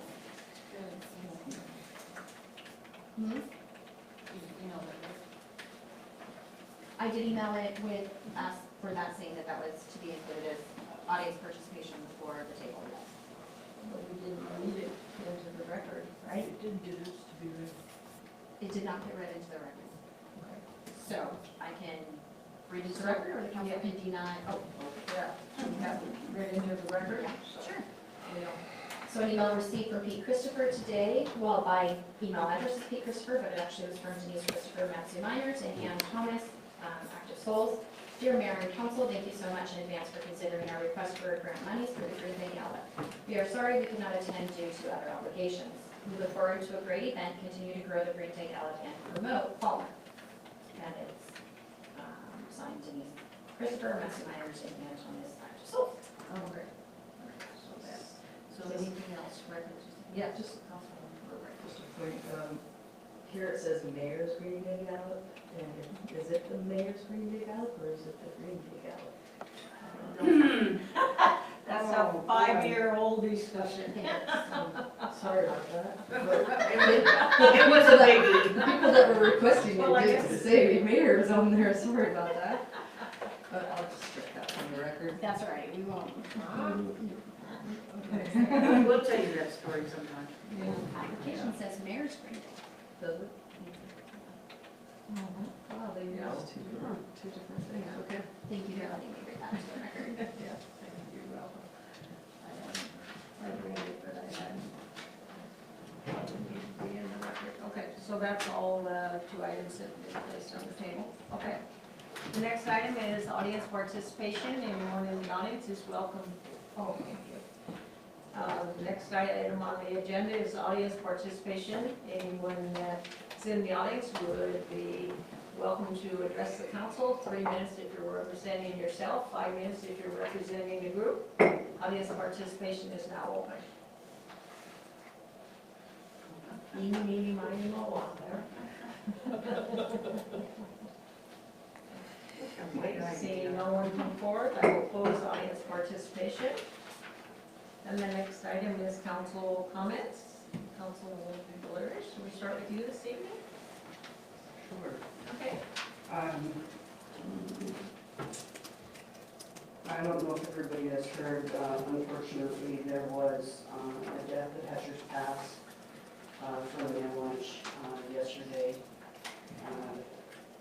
And I have not seen the outcome. They were going to go up and do some more evaluation today in terms of the avalanche forecasters were going to be up there today. So that's unfortunate.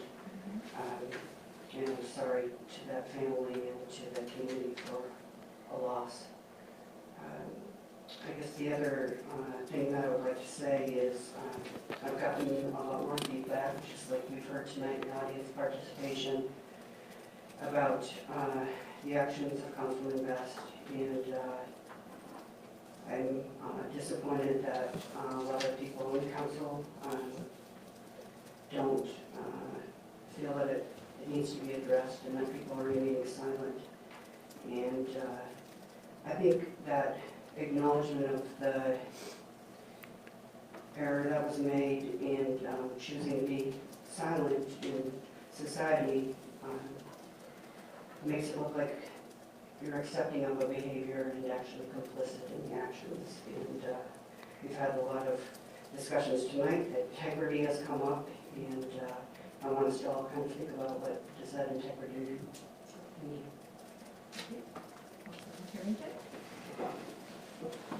Well, in the matter of Mr. Best, I'd like to point out that I heard about it like a few hours before the last meeting, and I'm not one to kind of jump in and start wailing when I hadn't even listened to the recording, etc. And with it, I mean, I've had some conversations with Councilman Best on it, and I guess I'm a little perplexed in that I know people are, upset, incensed, etc.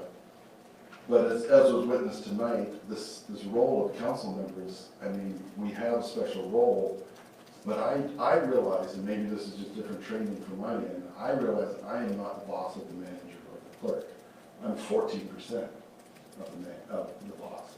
I represent, and we do things as a group, and it takes a group to do that. So I know that I can't go, direct, Chris and all to go, plowing the street for me. I understand that, and I guess I'm a little perplexed that people don't understand that. And as far as, I would probably describe what I listened to as a bit inappropriate, but it took till the end of the conversation for it to get that way for me. And I guess I just look at it as a matter of perspective. I mean, it was not too many years ago, I recall, different council members of a different city being arrested, and I think one actually lost their seat because they were convicted of felony, etc. And so, I guess I don't consider the actions of one, council member, asking something that, I'll call it inappropriate, but I don't consider it worth the tirade that everyone's been bringing up. But that's just my opinion, and it's only 14% of council. Madam Mayor, first I want to thank everyone for approving the council grant for the Palmer Spring Classic. On behalf of the steering committee, we really appreciate it. We really feel like it's a valuable thing for the city of Palmer. On the matter of Councilman Best, Councilman Carrington, I'm glad that you decided to speak up about it tonight. I think that the people were simply asking that you basically not condone it, and I don't think that you do. And probably a simple mea culpa from Councilman Best would have helped the situation, but that did not happen. It was ignored, it was made fun of, it was flippantly made fun of on social media by him. And for a lot of people, that just doesn't sit well. And I think that if everybody can speak to it, I don't believe that anybody here finds that behavior appropriate, and we're asking for special favors, and also not acknowledging that maybe you should have done something. So I think if everybody could speak to that, the people, the public that have come to us might feel a little bit better. Yeah, that's all I say. Thanks.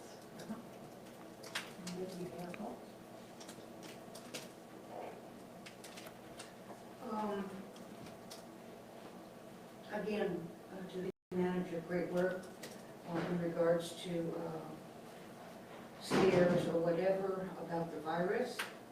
It's so important. One thing I forgot to add to the mayor's list is this Friday, There's a joint Chamber of Commerce meeting. It's being held here in Palmer Senior Center. The keynote speaker will be Congressman Don Young. What's coming up rapidly, I'd like to remind the mayor and the council, is Older Americans Month, is always the month of May.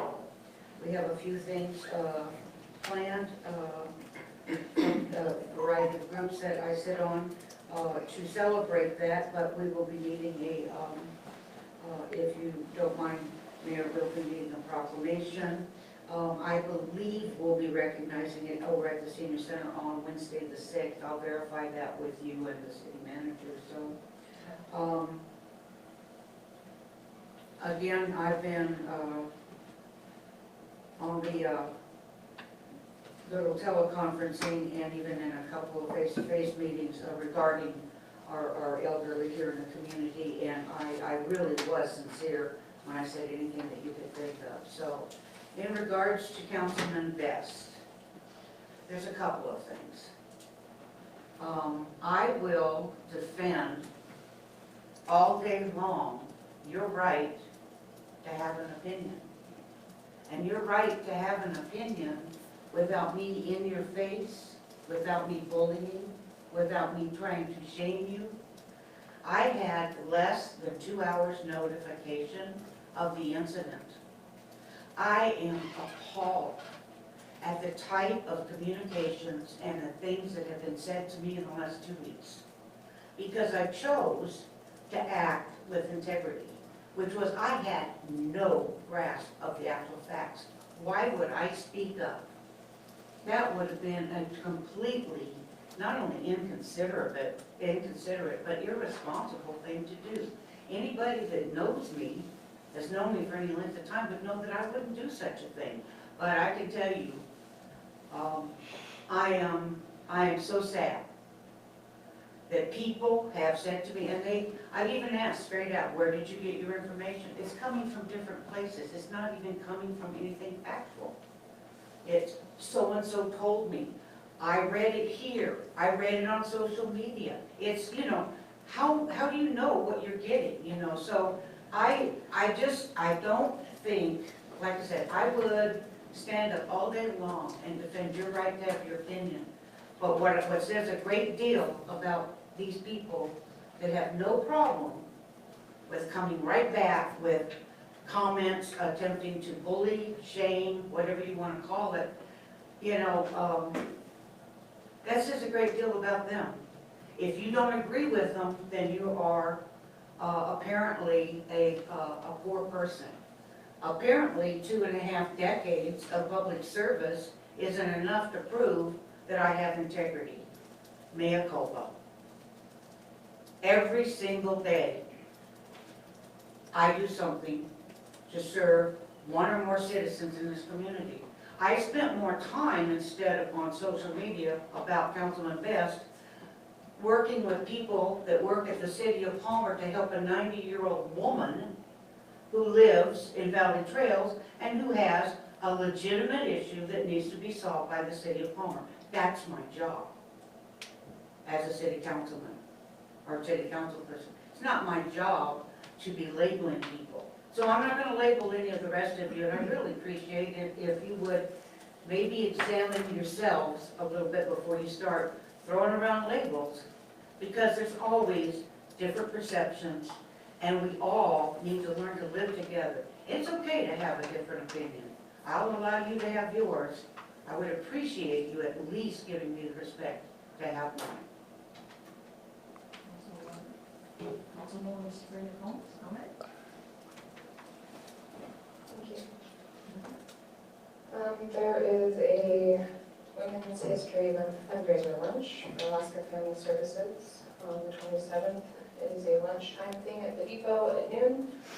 Myself and 4 other women from our community will be talking about 100-year celebration of women's suffrage and our right to vote. I hope you can join us.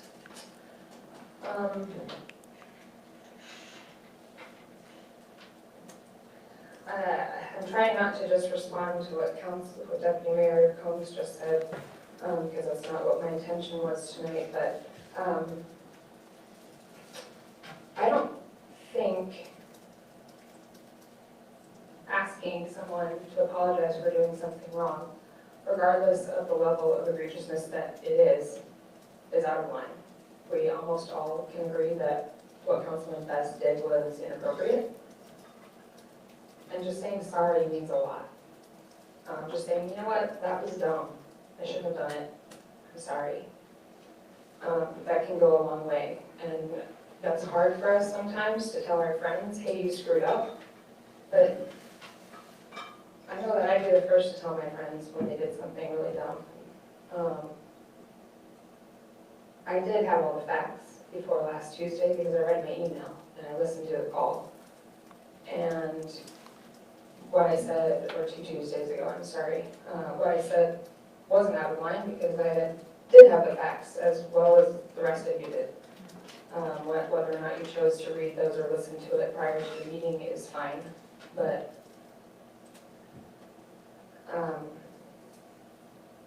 I think recognizing that this was wrong, a statement from the mayor saying that it was wrong, because our citizens have come to us asking for some sort of recognition. I haven't seen a single citizen come in here and say, good job, Councilman Best, that was awesome. No one's done that. They've come in here and said that it really bummed them out. And for us to recognize that, because those are our citizens, and that's our job as council members, is to recognize the concerns of our citizens, regardless if you agree with them or not. It's just recognizing that you did something that people didn't love. And saying sorry goes a long way. Meeting adjourned. Meeting adjourned.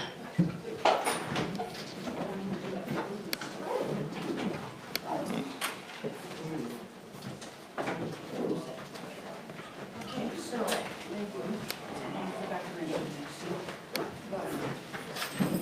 so, Heather, so this is a draft that she's already fixed another policy. But, and so I'm gonna look at that too, but basically, what I got out of this was any changes to this wording, and I told her, it says, oh, can't use just the